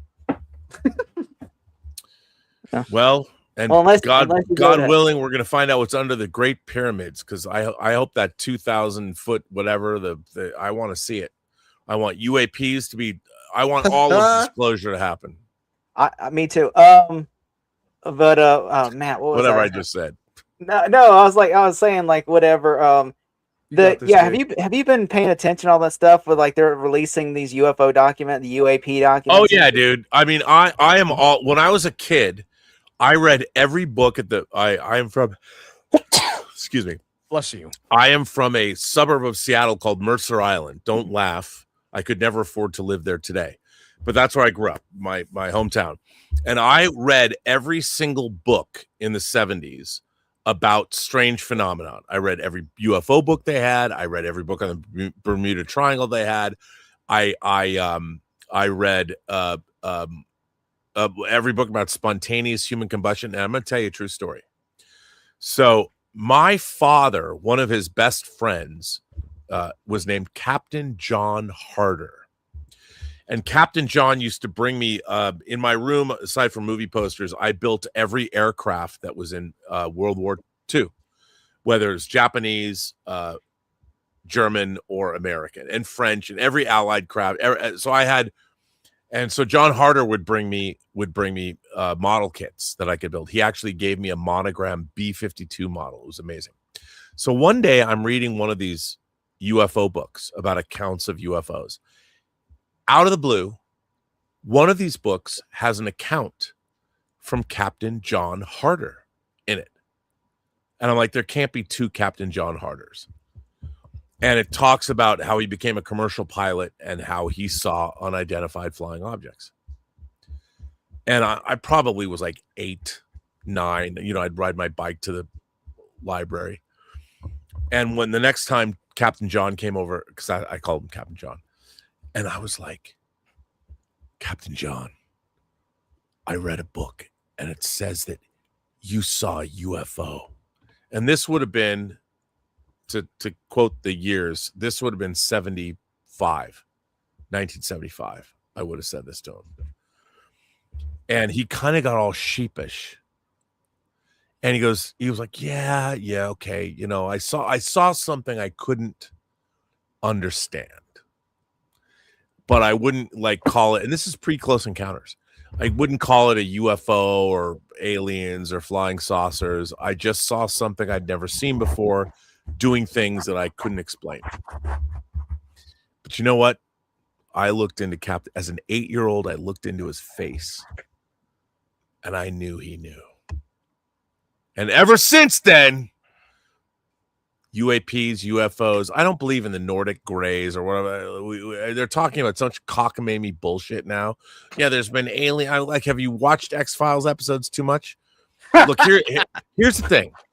If there's all these government programs, all we need is one peer-reviewed piece of DNA or one sliver of metallurgy from one of these crash sites. That's all you need. You give a piece of metal or whatever alloy they made these ships out of. All you have to do until somebody gives a piece of metal, like somebody said, why don't you pull, if there's a salt shaker, why not grab it? According to all of the UFO lore and all this bullshit, all we need is one metal alloy that we can't explain where it came from, or one DNA that from anything. Until we get that, all of it's bullshit. All we need is one scientifically peer-reviewed study of one piece of metal or one DNA fragment of anything. Otherwise, all of this is smoke. And I don't think that's a lot to ask. If we have a crash retrieval program, give us the metal. That's all we need to see. One sliver. That's all. Do you think that maybe some people will be like, yeah, that's fake AI or whatever, even if they're going to look. There's people that are going to disbelieve everything. Like they still disbelieve that the world is round. They still disbelieve we haven't gone to the moon, even though we have a bunch of flat earthers. I mean, there's people that believe that, that Pizzagate. Remember that? Like there's people. Yeah, and they believe that Pizzagate, where children were tortured in a basement. There was no basement in that pizza parlor. I know. So I don't know what you're saying. I mean, I know. Look, it's more fun to believe. Like I want to believe that Bat Boy from the Weekly World News was real. I'm like Fox Mulder. I want to believe in all of it. All of it. I want to believe that the world is a wondrous place. There's aliens everywhere. There's 0 point energy just around the corner. It's going to be amazing. The problem is, if all of that stuff could happen, it would happen. The fact that it hasn't happened means it isn't happening for a reason. Like, why would, if there's all of this alien stuff, they make it sound like the oceans are running around with alien they make it seem like it's going to be fucking Independence Day style, which is bullshit. Like, come on. Or they've been here, like they've been cohabitating with Americans, and not just Americans, but everybody. You know what I truly would believe that possibly happened? John Carpenter's They Live, where they lived among us with full of fascism, corruption of rich people. That feels a little bit more believable. But that's the problem. It's now gotten to the point where everyone's saying something, but everyone's talking. Give me one piece of metal from a crash site and give it to cut it into chunks and send it out to every country in the world that has the scientific wherewithal to examine that. Give that to them, and then we'll draw a conclusion. And if there's DNA evidence, if there's actual biologics, let's see what they have to say. Give me biological evidence. It's very simple.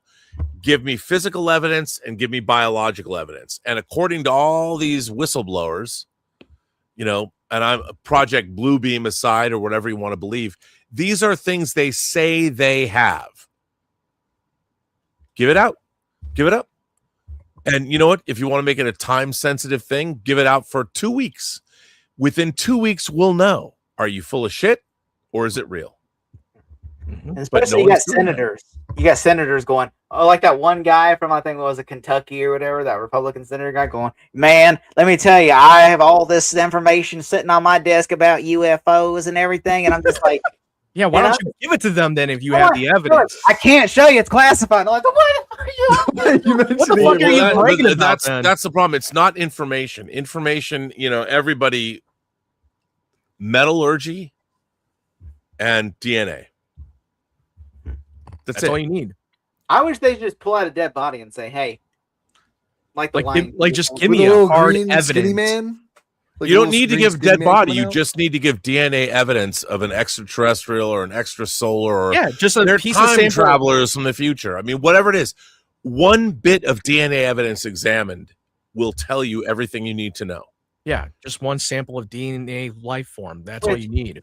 And one piece of metal, or, you know, and by the way, you give it out to 10 different countries in the world to examine at the same time. What if like, you know, my biggest thing is nobody would believe that, oh, this is alien. This could be a fish DNA or something. Well, then we'll know. What the DNA would prove is that it's not of this earth. It has not been sequenced in the Human Genome Project. And if there is extrasolar life or extraterrestrial life, that would be readily apparent immediately. So do that. Otherwise, you're full of shit. You know, everyone's talking about it's going to be soft disclosure and all that stuff. It's just ridiculous. Everybody knows all we need is metal and we need DNA to examine. That's it. Yep. I mean, you're preaching to the choir. I agree. Like, and by the way, I want to live in a world with aliens. It's so could be so. You want to watch Star Trek with them and be like, bullshit, right? Well, it's very funny because there's a script. Eric Jedrinson, who wrote a script called Star Trek: The Beginning, after Enterprise went off the air in the mid 2000s. It was a great script. Really loved it. I wish it got made. The Vulcans who are on Earth, there's a Vulcan ambassador, new Vulcan ambassador to Earth, who is obsessed with old movies about alien invasions, basically 20th century science fiction, because he can't believe he sees that as a reflection of what humanity thought of alien life, whereas Vulcan had been around for, you know, tens of thousands of years. This is what mankind thought of aliens at the time. And I love that idea. I thought that was a great character trait. You know, it always sucks when they you have good scripts, and it's either because of budget cost or it's because the new studio head comes in and goes, I don't want to make that. I want to make something like this movie. You know? Are you guys excited for Spielberg's Disclosure Day? I am. 100%. I can't wait. Yeah, I want to be excited, but that's the trailer. None of this. I'm almost certain I told you guys on the last show last week verbatim what was going to happen in the movie. Yeah, he thinks he knows the whole movie, but he didn't want to bet $5. He's like, I'll bet $5 what happens in the movie. Dude, I'm telling you, I'm willing to eat my words on this, but it doesn't look like an exciting alien Spielberg movie, at least in the same vein of like, why am I forgetting the name? Close Encounters? Yeah, Close Encounters and shit like that. I don't know. I also gotta be convinced on it. The trailers just haven't done much for me. I don't know. I would say the extended trailer that we saw at CinemaCon, I'm in. Yeah. I know Spielberg said the third act has not been shown in any marketing at all. Yeah, that's right. Well, some people think, oh, it's a Close Encounters sequel. It's a Close Encounters sequel. No. I'm like, do you think Richard Dreyfuss is going to show up? Hey, it's Remember Me? Oh, that'd be fucking dope. That would be funny. I'm like, they just pull like a Final Destination 5 type ending where you're just watching the same events from when he's like on the highway and just sees them coming over him just from a different perspective. You're like, oh my God, holy shit. It's Richard Dreyfuss. It's Richard Dreyfuss. Why is he looking 95 now? And then there's like 5 people in the audience will be like, and then the other one's like, you got like that 17-year-old kid just getting into it all. Who the fuck is this? I was like, oh, it's like that. Remember Piranha? Remember they did that Piranha and everyone went and saw the Piranha 3D. No one got the reference except for like Jaws fans got the reference. Like, it's Richard Dreyfuss, Matt Hooper. And then people are like, the people that saw the movie that it was marketed for, nobody got the reference. Like, why is this old guy fishing? I'm like, that's Matt Hooper. It's Jaws.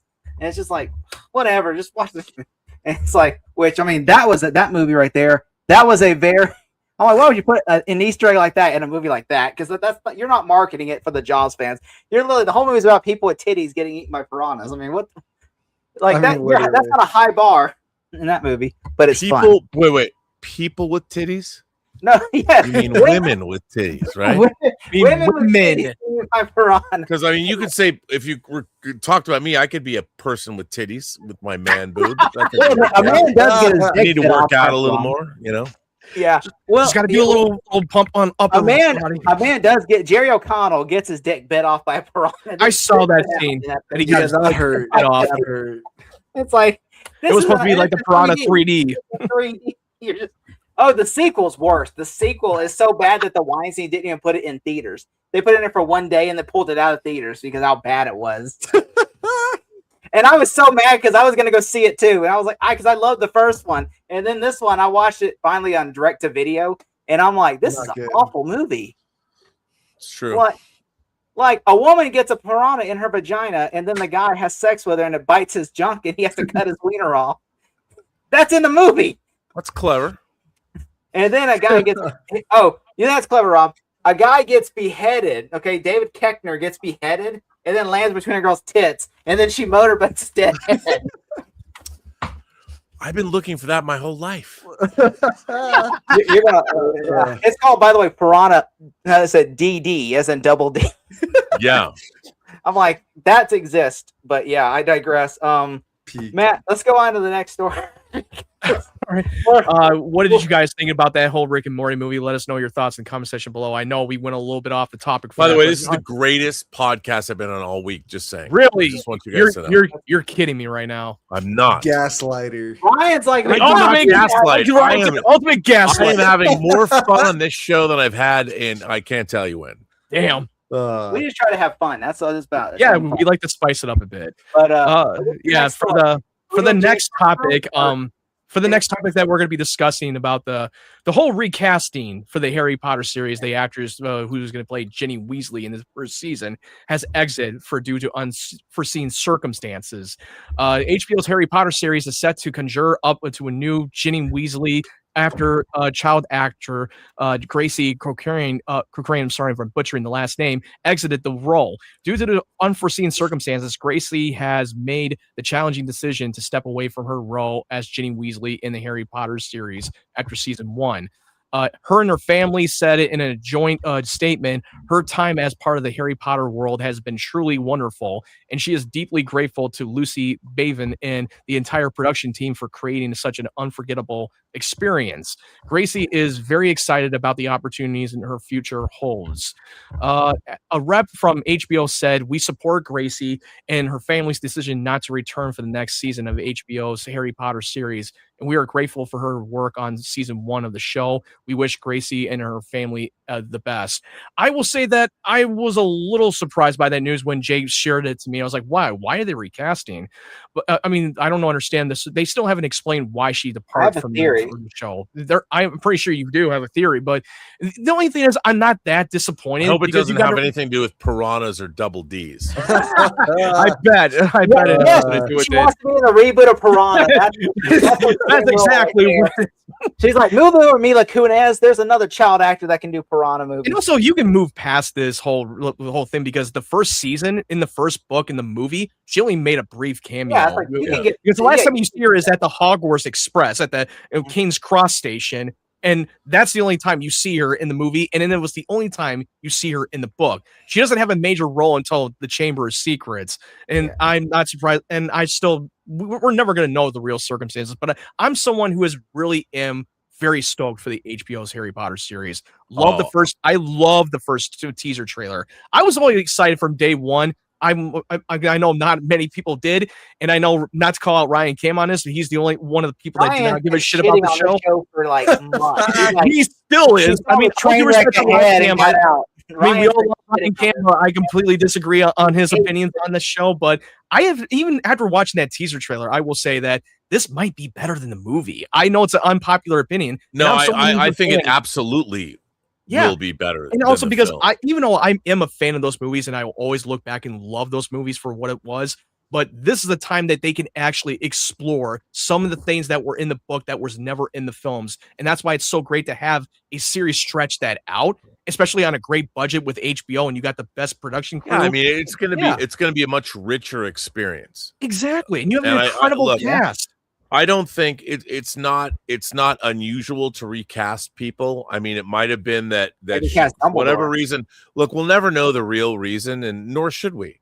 You know, No. actors get recast or replaced, and you know, respect the family's privacy or whatever. And they've been very classy about what they've announced and how she said, or her family said, she had a wonderful experience. And you know, there's no reason. There's a lot of reasons why people have to leave shows, and there's no reason. It's not nefarious. It's not like it's one of the major leads. Yeah, because she's not even a main character. She only has a cameo. You know, maybe she's cokehead. Maybe she's doing cocaine on set, you know. And she's just like she's a little young, but you never know what happens. And I would say that, look, it's between seasons, and kids grow up, kids change. You just never know. I mean, maybe for whatever reason, I think it's they've handled this incredibly well as far as it goes, and I think you just got to leave it at that. My issue is, I hope it's not because they don't think she's a strong enough actor, because I hope that's not what it is. Like, they don't it's like, you know, we want to find someone that can act, like, you know, for 10 years.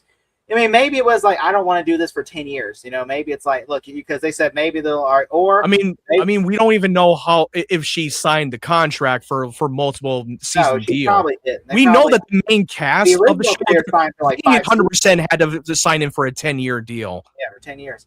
Which I hope that it's not, you know, it's like some petty reason, like the family or her dad's like, we want her to have more money, and there's like, or maybe because that once you're in the business with this big IP, you're going to get a lot of blowback and a lot of people coming at you on social media, because that's what's been happening right now with the Harry Potter series. That is because they casted her. She has such a perfect cast of the Weasleys, and now it feels like, I hope that whoever they get, they're going to compare.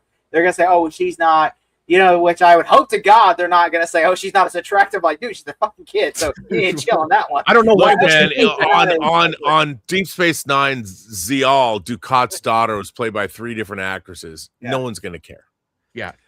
And what sucks too is, I'll be honest, I really think you guys might be putting like too much thought into why she's not like coming back, when she's a young kid coming into such a big, scary, not only film production, but like one of the biggest franchises in history, not even just in the film universe. So personally, it feels like she might have just let it get the best of her in terms of like getting too nervous, which is perfectly acceptable. You know, it's a hard task to ask a kid to do. Yeah. Like, I hate to say it over what the original kids did. You're going to be committed for 10 years. You can't just drop out. Like, and people will look up to you on for this whole show, because this is the biggest thing they are doing right now for HBO. Yeah. A lot of these people are going to be known. Like, they're going to be in 20 years. They're going to be at conventions signing autographs. Because you're going to be running the risk of not getting a lot of acting job after being locked into a show for a decade. I mean, that's not the easiest thing to do. It's hard to break that whole cycle. My biggest fear is I'm surprised that Daniel Radcliffe got a lot of good movie deals for roles after Harry Potter, because everybody knew him as just Harry Potter. When he's acting in the different roles, they don't see him as a different character. You know the best role of his best performance is Swiss Army Man. The movie was awesome. I love Swiss Army Man. That was incredible. Cool. That was incredible. I hate that movie, because I'm like, it's just a farting corpse the whole movie. Like, I feel like I'm being trolled when I watch it. I'm like, this is a real movie about a farting corpse. They go, I just like, Weekend at Bernie's is a great movie. This movie is literally like, it feels like they're trying to Weekend at Bernie's this, but it's like as a joke. It's like, okay, you find a dead soldier, and he does this, and it's just farting the whole movie. I'm like, what the fuck? It's like, am I being punked? Like, is this actually a real movie, or is this like a Zucker movie? Like, did David Zucker make this? Is really, and just say, okay, we want to make a parody of like an Oscar contender. I mean, because I'm watching that, I'm like, that's a real movie, okay? And then on top of it, there's like that a moment where he tries to kiss the I'm like, what the fuck? It's a corpse. And I'm just like, Daniel Radcliffe must have had got paid well, because he's like, Daniel, all right, what am I doing? You're doing this. You open your eye like this, and now you sit there and do that face for 8 hours. Okay. I was like, hey, look, I'm happy that he got paid for that movie, but I'm like, I hated that movie, but like, I think he's strong in that show that used to be on TBS. What was it called? What was it called? Steve Buscemi was in it, and so was that one girl. from the Thunderbolts. It was Miracle Workers, I think it was called Miracle Workers. Oh yeah. Yeah, he was strong in that show. He's very strong in that as an actor in that show. I don't know how you guys feel about it. He's strong as an actor in that show. The show is not very good, but like he's very good in it, you know. And I don't know. I just think that Daniel Radcliffe. But as for like this casting, I hope that it's. I don't know. I just kind of feel like it really bums me out. Like I'm hoping it's not just like some petty reason, like oh the dad wanted more money or some shit like that. You know, I hope it's not that. You know, because I would hate like everybody had made friends and all that stuff, and now they're gonna go off and make like 10 years worth of amazing stuff, and then you're just like, hey, I'm over here, guys. Well, I think it's people thought about this. They gave up a very, very lucrative position. There had to be a very good reason, and whether it was creative differences or something else, you just got to let it go. Yeah. You never really hear about recastings a lot nowadays. Nowadays, it used to be like a common thing, but nowadays it's like, with Marvel, you would hear recasting all the time. Nowadays, they're like, oh no, we can. Well, how many they recast Ant-Man's daughter Cassie. Or Cassie. Yeah, Cassie. Yeah. Well, that was because wasn't the actress that they wanted because they had to age her up. That was really And also the other actress was a little shocked that they did not want her back for Ant-Man and the Wasp. Like she's a grown woman now. I mean, they can't carry a little kid in and say, "All right, you're I'm 20 years old now." I'm like, you're like what, 14? I'm 20, guys.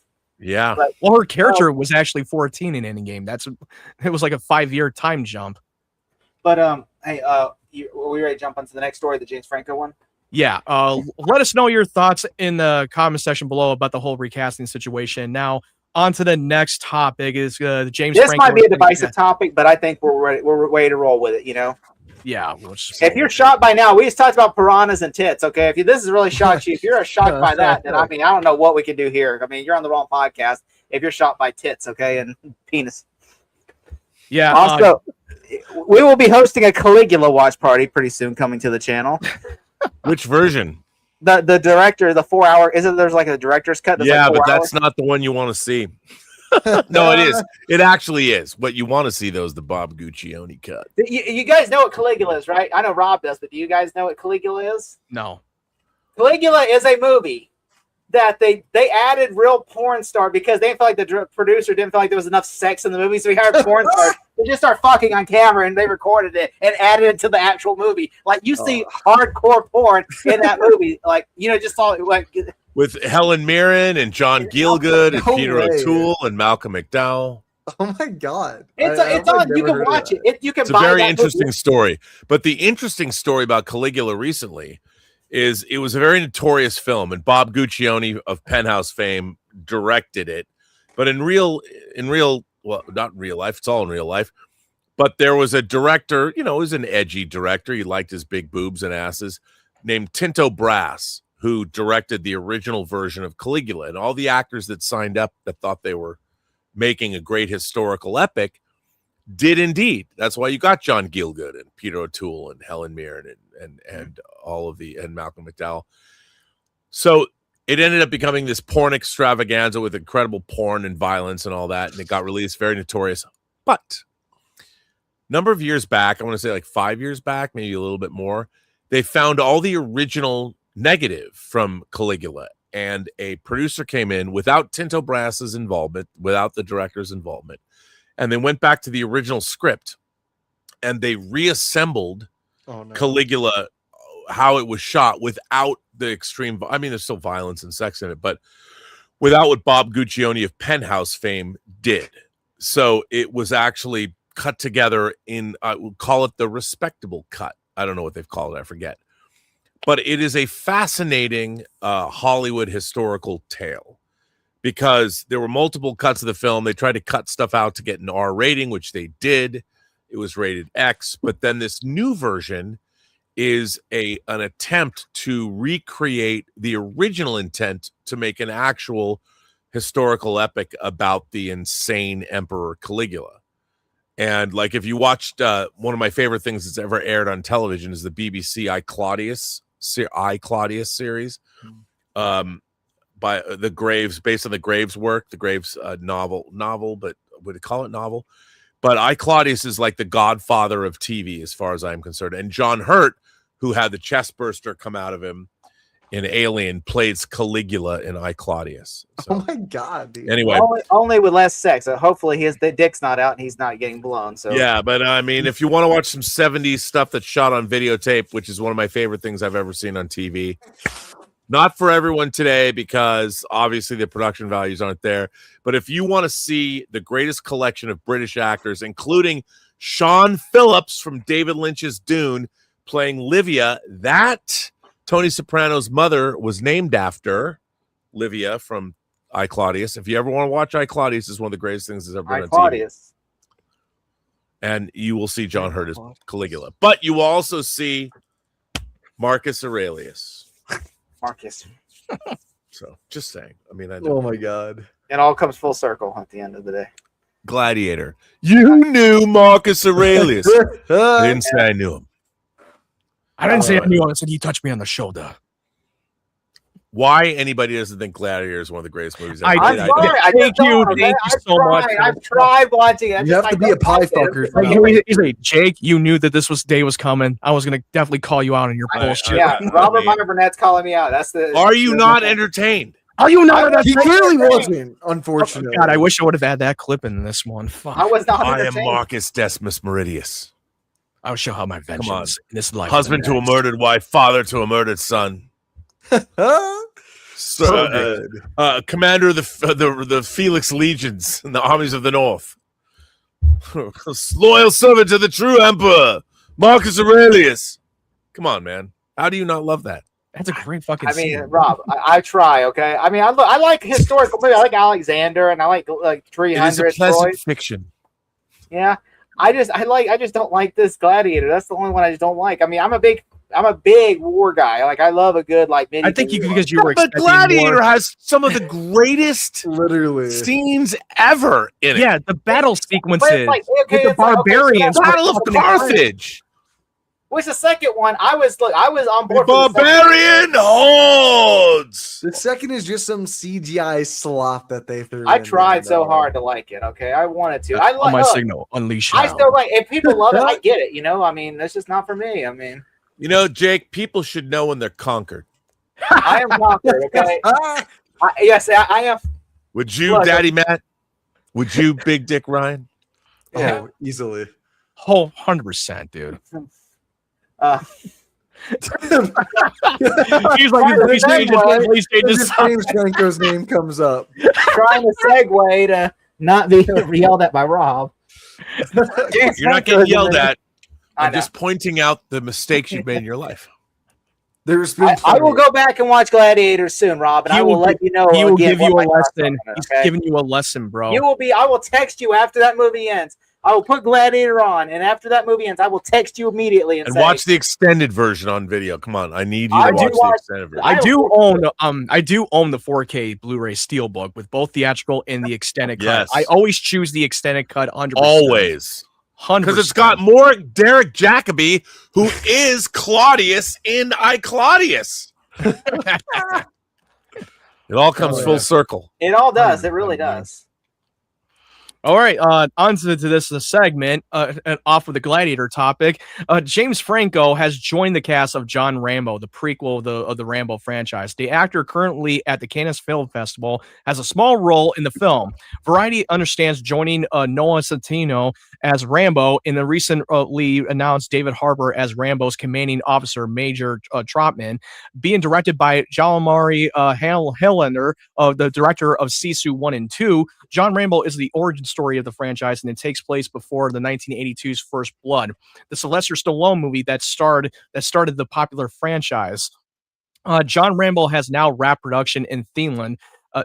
Also appearing in the films are Yael Sinners, Jason Talbin from Thousand Blows, Quincy Isaiah winning time The Rise of the Lakers dynasty, Jefferson White from Yellowstone, and I'm not going to pronounce any of those names, so I'm terrible at it. But I will say that I was a little surprised that James Franco is now getting cast in this major film, even though he doesn't have a big role. But if you would have asked me this a while ago that they were announcing a John Rambo prequel, I would like, what are you doing? This is a lazy cash grab.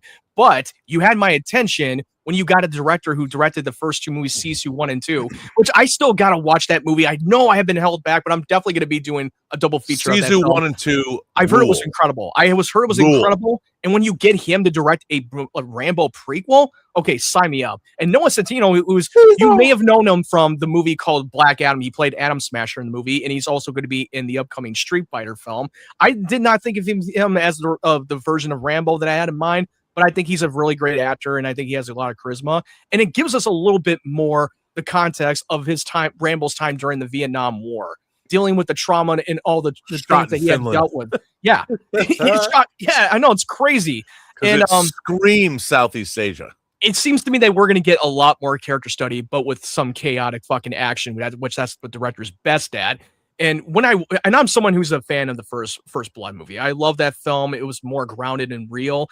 And we were always wondering about what he had gone through during the time of the war and dealing with this PTSD. Even though that the sequels got a little bit more over the top, more of an 80s blockbuster action. Well, you don't like Rambo? You don't like Rambo in the 2007 one? No, the 2007 one was actually better because it gave us that one. Yeah, because it gave us something that what worked about the first movie. Yeah, it gave us something. He had just blew someone up in that movie for some reason. Like, that was a dope. He shot an M60. He shot an M60 with a bunch of.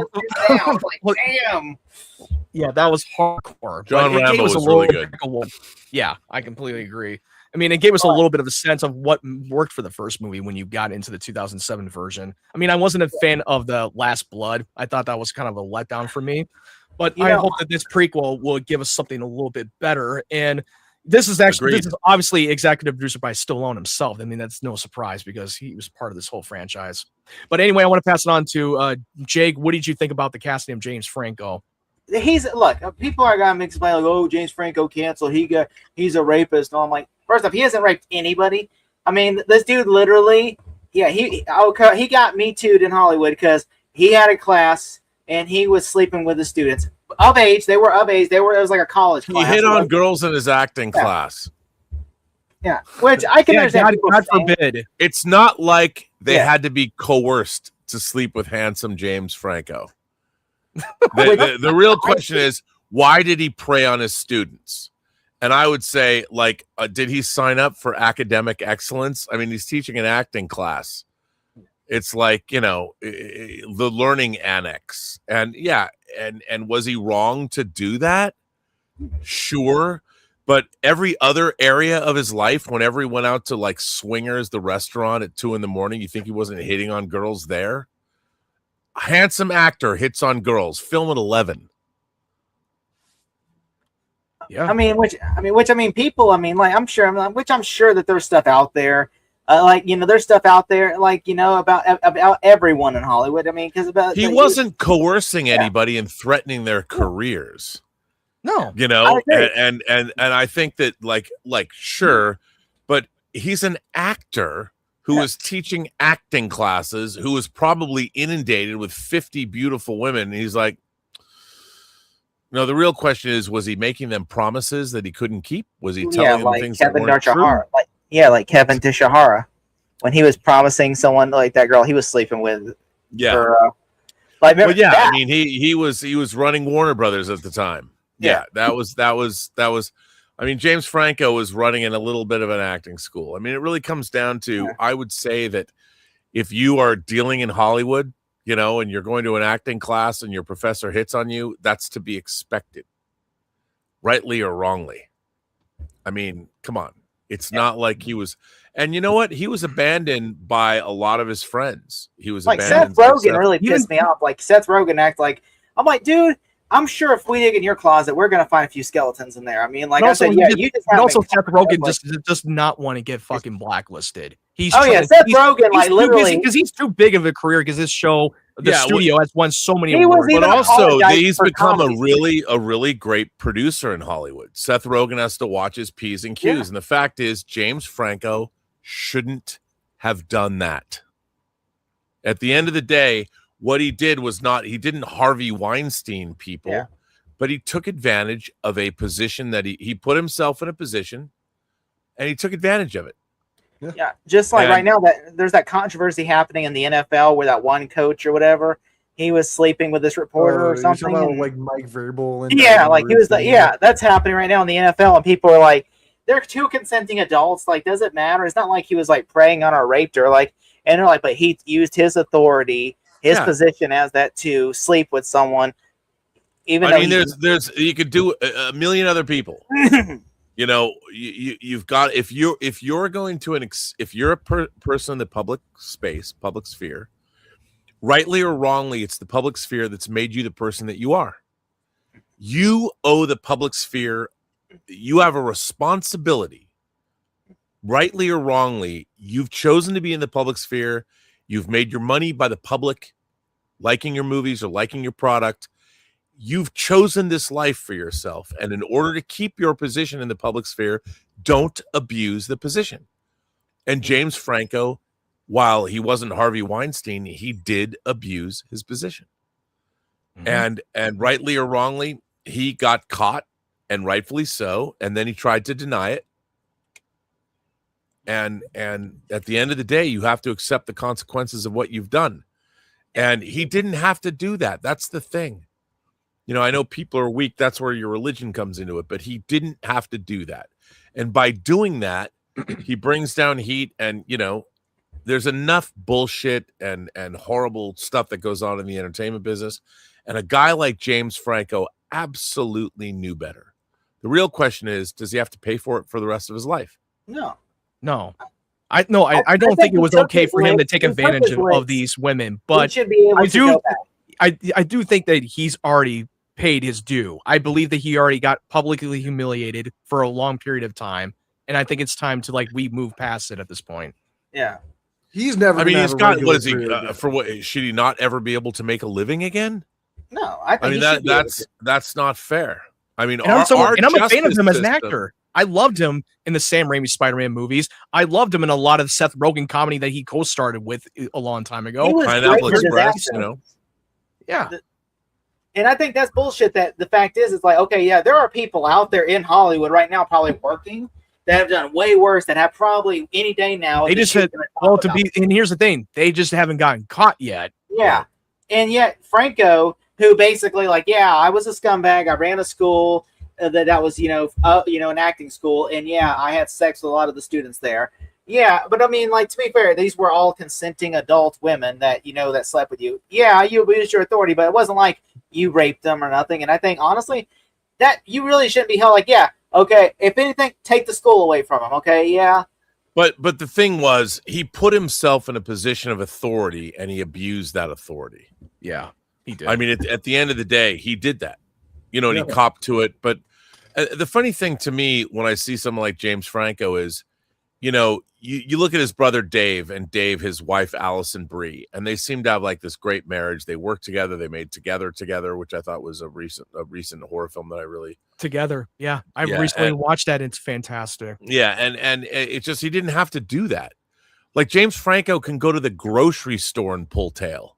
He doesn't need to he doesn't need to betray his he cast himself as a mentor and an authority figure, and he abused that. And that's the problem. Yeah. Yeah. Which I do think he did. He took his licks now, and I think he should be able to come out and back and do movies. The real Now, do I think question he is, did he lick enough? Uh, I know, terrible. I'm sorry, I can't resist. Rob, no, I was waiting for another. I was gonna say, Because He if said- he was a he cunning probably- linguist, he could have acquitted himself with the plum, and the girls would have Literally. said, okay, you know what? He abused his authority. However, he made sure that my needs were fulfilled first. That's what I like to If do. he was a Ladies passionate first, lover, guys. if he was- Ladies first. if he was a passionate lover, he probably wouldn't get I guarantee you, like Channing Tatum probably doesn't get this problem. He's like, I'm a passionate lover, so even if I they're like, they won't say nothing about me, Matt, what do you think? Well, even for someone who is a big fan of James Franco, yeah, he definitely deserved to pay for what he did. But at the same day, he had a lot of years of humiliation for a long time. Oh man. Yeah, and I feel like it's time to now that we need to move past it and move on. And yeah, he owned up to what he had done, And I feel like that he should still be working because he's still a great actor. And yes, I'm not going to expect him that much in the John Rambo prequel, but I'm still I'm still looking forward to it. I love the director behind it. I can't wait. I wanted to give the thoughts on Big Dick Ryan. I don't think you have chimed in yet for this topic. I'll be honest, aside from the Franco stuff, like Franco being in this and it just being a prequel John Rambo film, all like it being a prequel is what really bothers me.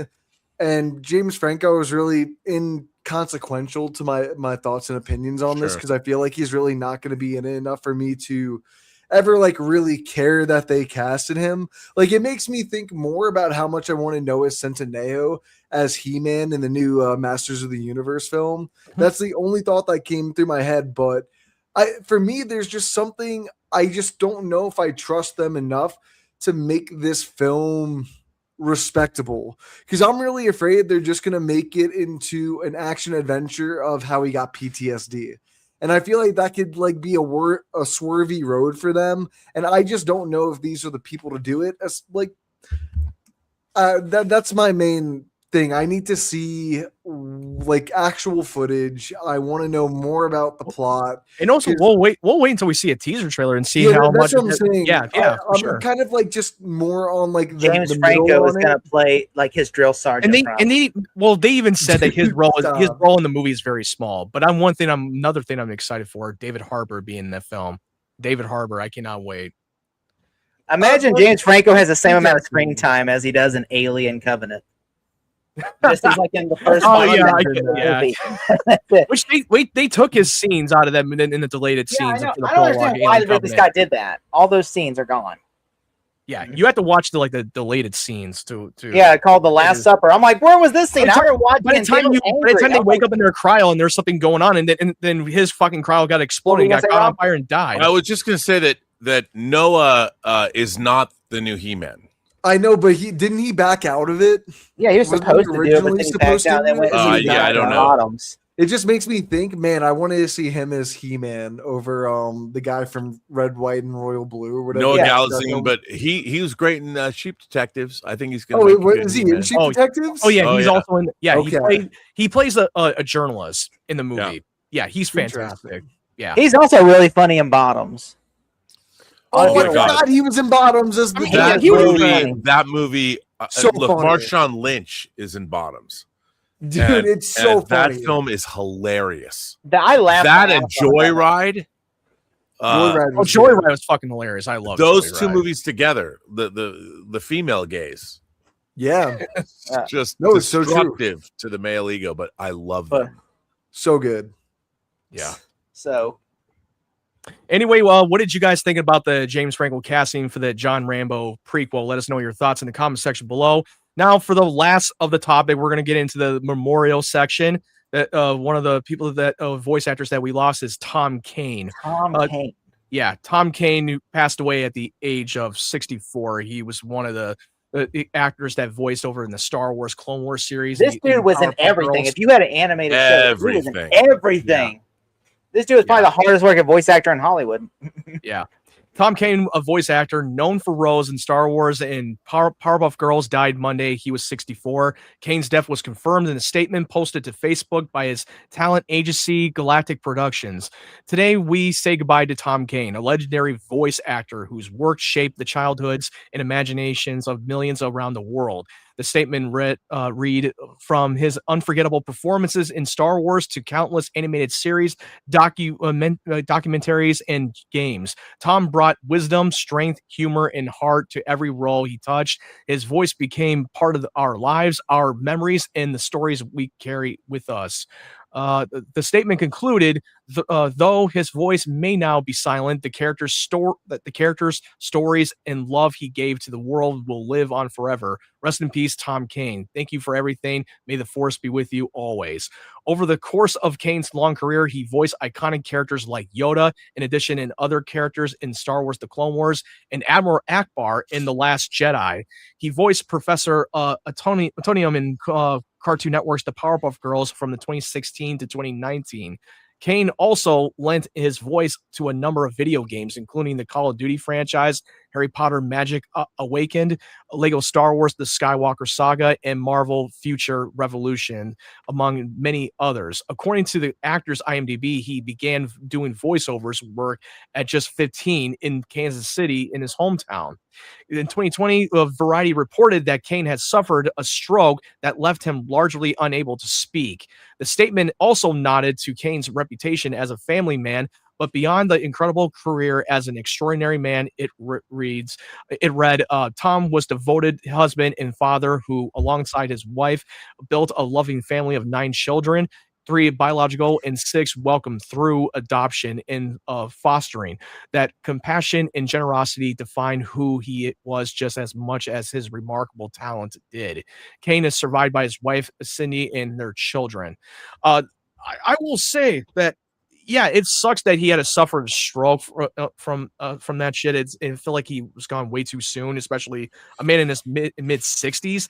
He voiced a lot of these great iconic roles in the Star Wars, including Yoda, which I had no idea because I didn't even know who Tom Kane was until Jake DM'd me on that. I was like, and then seeing all of his work on IMDb is like, yeah, he voiced a lot of great characters from video games to animation. Hundreds. Yeah, hundreds, 100%. One of my favorite credits of his, he did the voice of Donald Pleasance, Dr. Loomis from the Halloween franchise. Halloween H2O in 98. He did the voice of Dr. Loomis, which I always thought was cool. Really? I did not know that. Huh. I mean, there is a very big depiction. Like you could tell it's not Donald Pleasance, but it's still a good impersonation. Yeah, totally. He's great with impressions. He's done a great job with impressions, especially Yoda.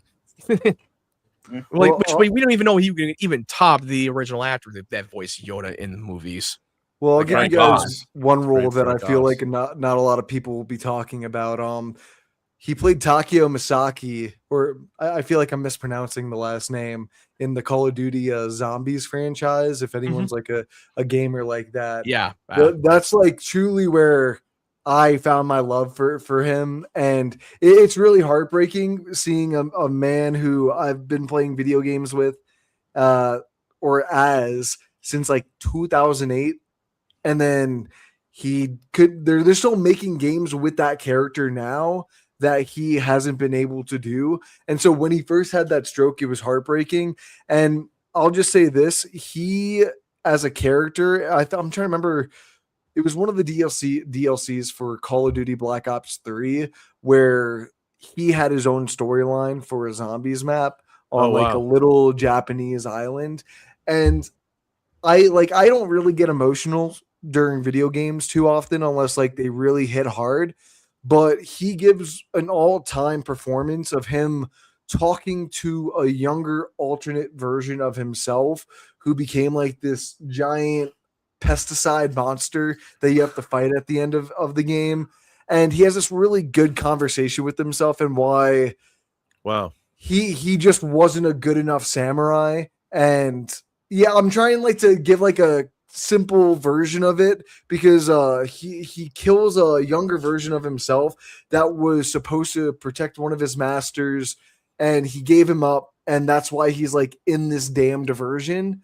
But the version of Takeo that you play as in the game is one that feels like he let his master down because he lets him get killed in that version. So it's just a really good scene of 2 versions of him experiencing 2 different losses of the same character.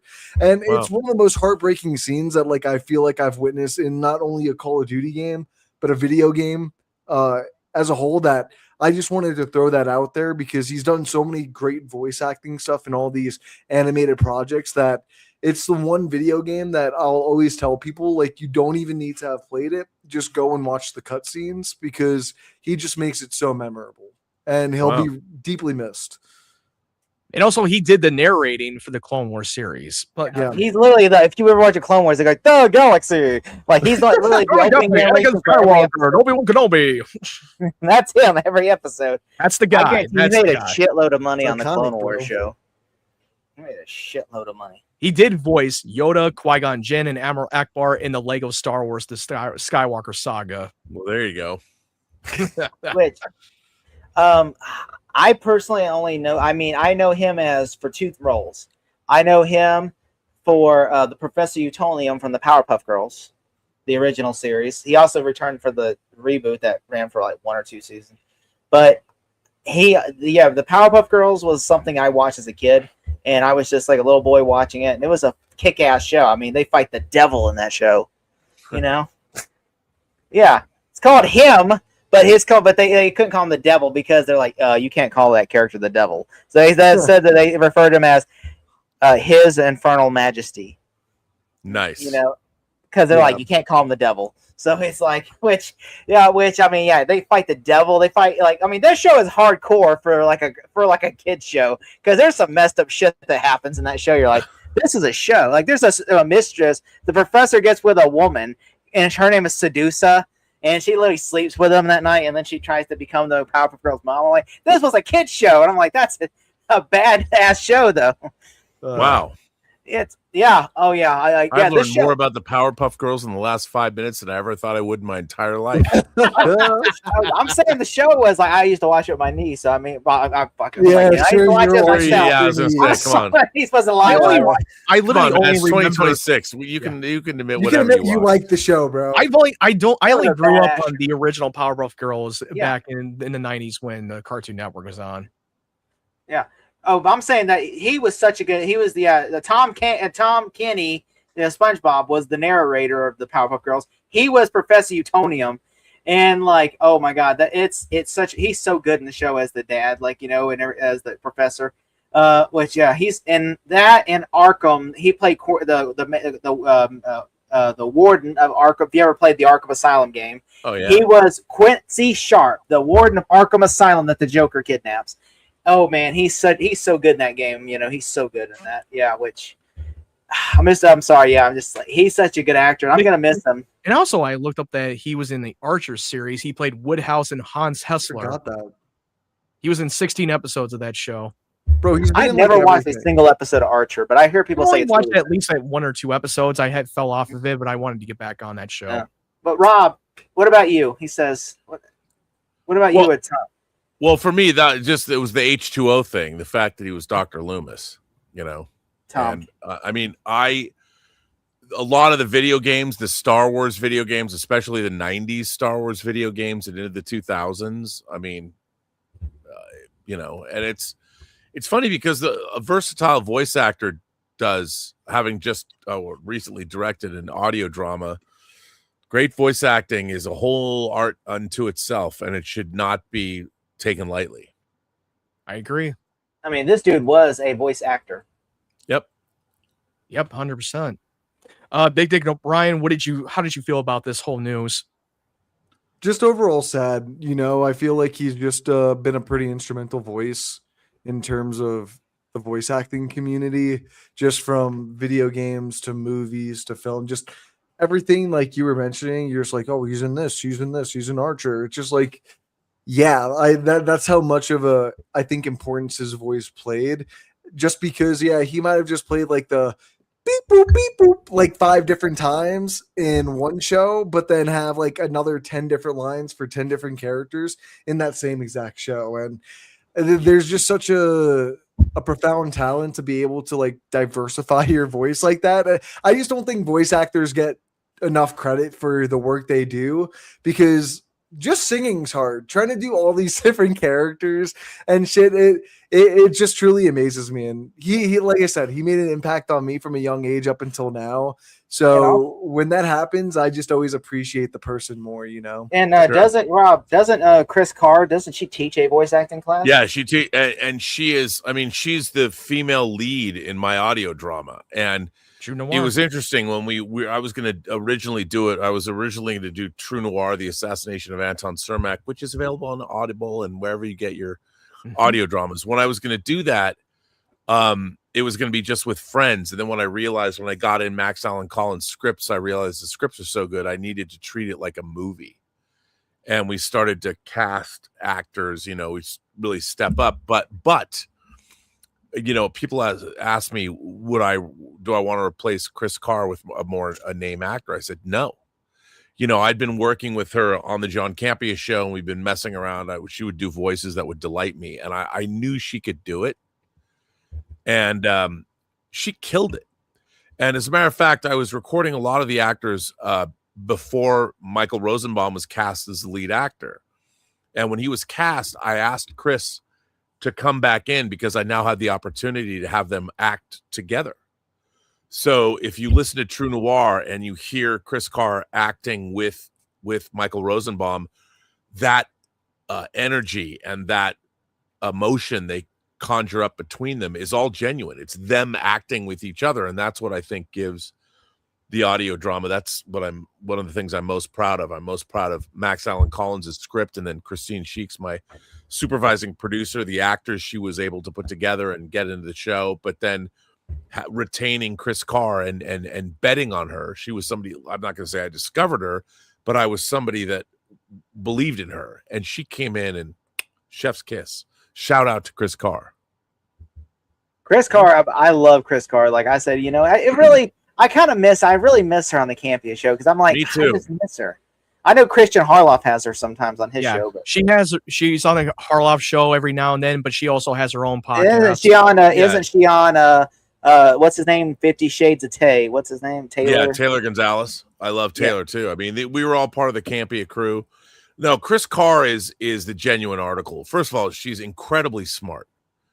She's incredibly witty. She's very empathetic, and she's got all those personality elements that come together and allow her to be a phenomenal actress. Plus, I think she's just a great person. Oh yeah. I totally agree. And I love her husband Logan too. Yeah. And in case you don't know who Michael Rosenbaum is, he's the star of the True Noir, and he played Lex Luthor on Smallville, which played to this me little role on this little show.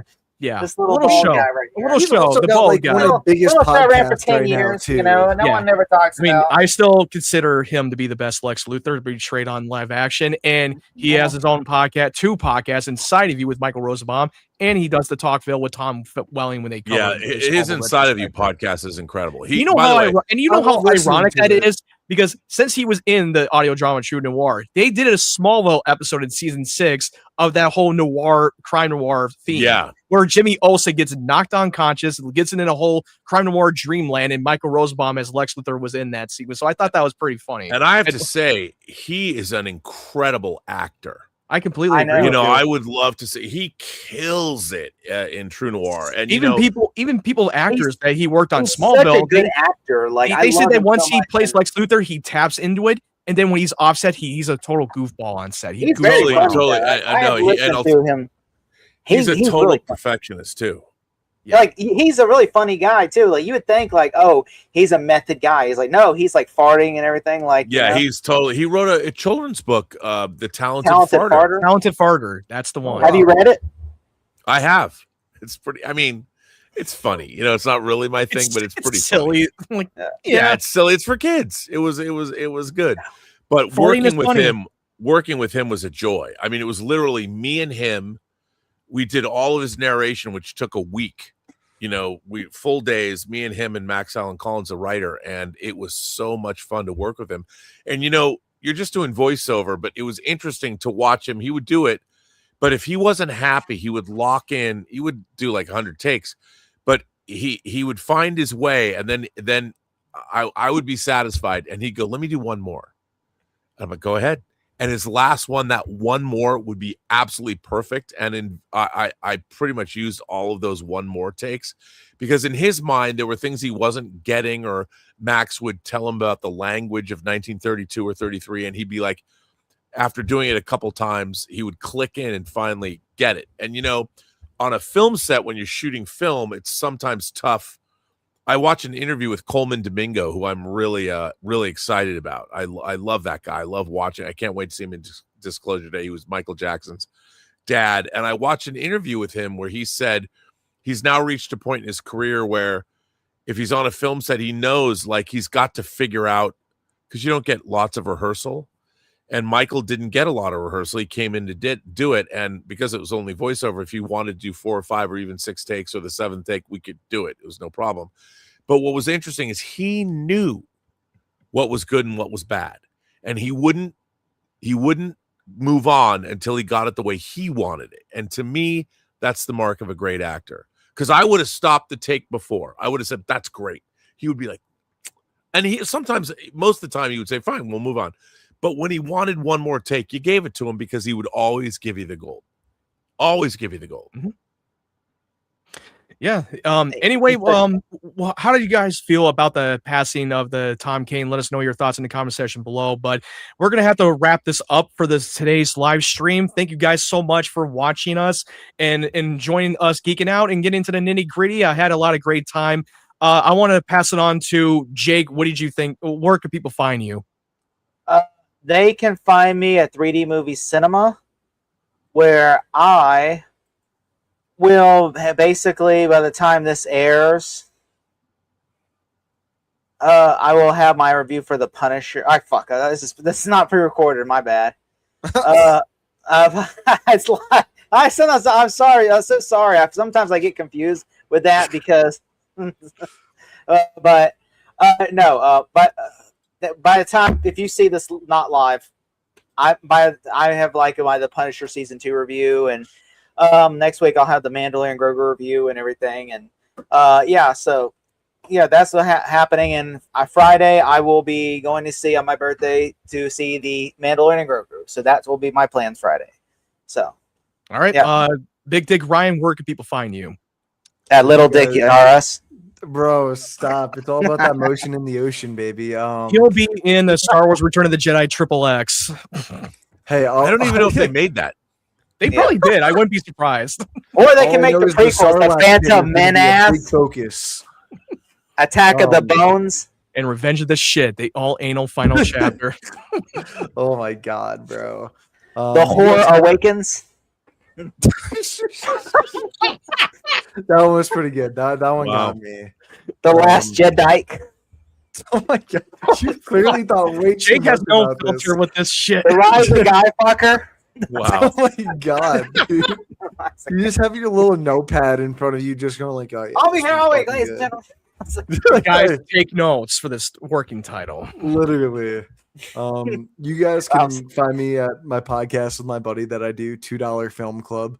I think this week we talked about the first 3 scary movies because my buddy, he's kind of he says a slasher noob, but I just say he hasn't popped his cherry with horror yet. So I wanted to show him like some really good spoof horror films. He wasn't too high on it, but we'll be talking about Mando and Grogu next week, and I feel like the hot takes are going to be pouring in for that. So stay tuned. All right. Last but not least, Rob, where can people find you? You can find me on my YouTube channel, The Burnett Work, or you can find me on Instagram as RMBurnnet, or I think it's Meyer Burnett. I don't know. I'm on Instagram mouthing off all the time. And I also want to send people, I'm running I received a massive cache of original movie posters from the National Screen Service Corporation from the 50s, 60s, 70s, and 80s. And they're incredible. I've been trying to get this for literally 40 years, and we put it up on eBay. And you can go to the eBay store, find your niche, and the sub-store is my store, RMB's Imagination Connoisseurs. We've dropped our Barbra Streisand posters. We dropped our horror posters, and starting Friday, we're dropping Star Wars and science fiction. And we have the original one sheets for Star Wars. We have 2 of those original Empire Strikes Back one sheets, and then all the science fiction stuff. It's really incredible. And the stuff, what's so amazing about it is it's never been circulated. So it's the best conditioned stuff you'll ever see. And if you've ever wanted to pick up an original Star Wars one sheet, the Tom Young art, you can. There's an Empire Strikes Back, the Castell Gone with Wind art. It's incredible. I blow myself away. And it's an amazing collection of stuff. And we'll be putting up posters all summer long. Awesome. Okay. Well, you can find my channel at MattY92. I put up my trailer reaction for the Lanterns, and I have 3 reviews up on my channel. When you think about it, go. I knew he was going to pull that. I don't know what you're saying, buddy. Fuck you. Fuck me. Every time he does this shit, every time it pisses me off. It's so funny. That's why I keep doing it. I know. You can check out my reviews of the Sheep Detectives, Mortal Kombat 2, and the Devil Wears Prada 2. And I will be seeing The Mandalorian Grogu tomorrow. And I will put up my review this weekend. So check that out. Keep an eye open for that. You want to follow my social media platforms? I'm active on TikTok, Twitter, and Instagram. And go follow all these guys. All the link is in the description down below. And Rob, it's been an honor and privilege for you to join us again. We had a great time talking with you. You have no idea how much you guys do. And Big Dick Ryan, thank you for joining us again on the Small Zero channel. It was great having you on, bro. We need to have you on again, Rob, and talk about Kiss of the Strangler. Oh, I'm in. We'll have to find a copy of it for you guys to watch. We need to find a copy. That's the thing. Okay, I'll have to look into that. Dude, you're very more than welcome to join us. We love having you on, bro. Well, thank you. I appreciate that. Yep. Anyway, thank you guys for joining us. We hope you guys have a great day, great evening, wherever you're from, and stay tuned for more of our content. Yeah. Sharpton for president, y'all. I'm outie. Jesse Jackson for VP.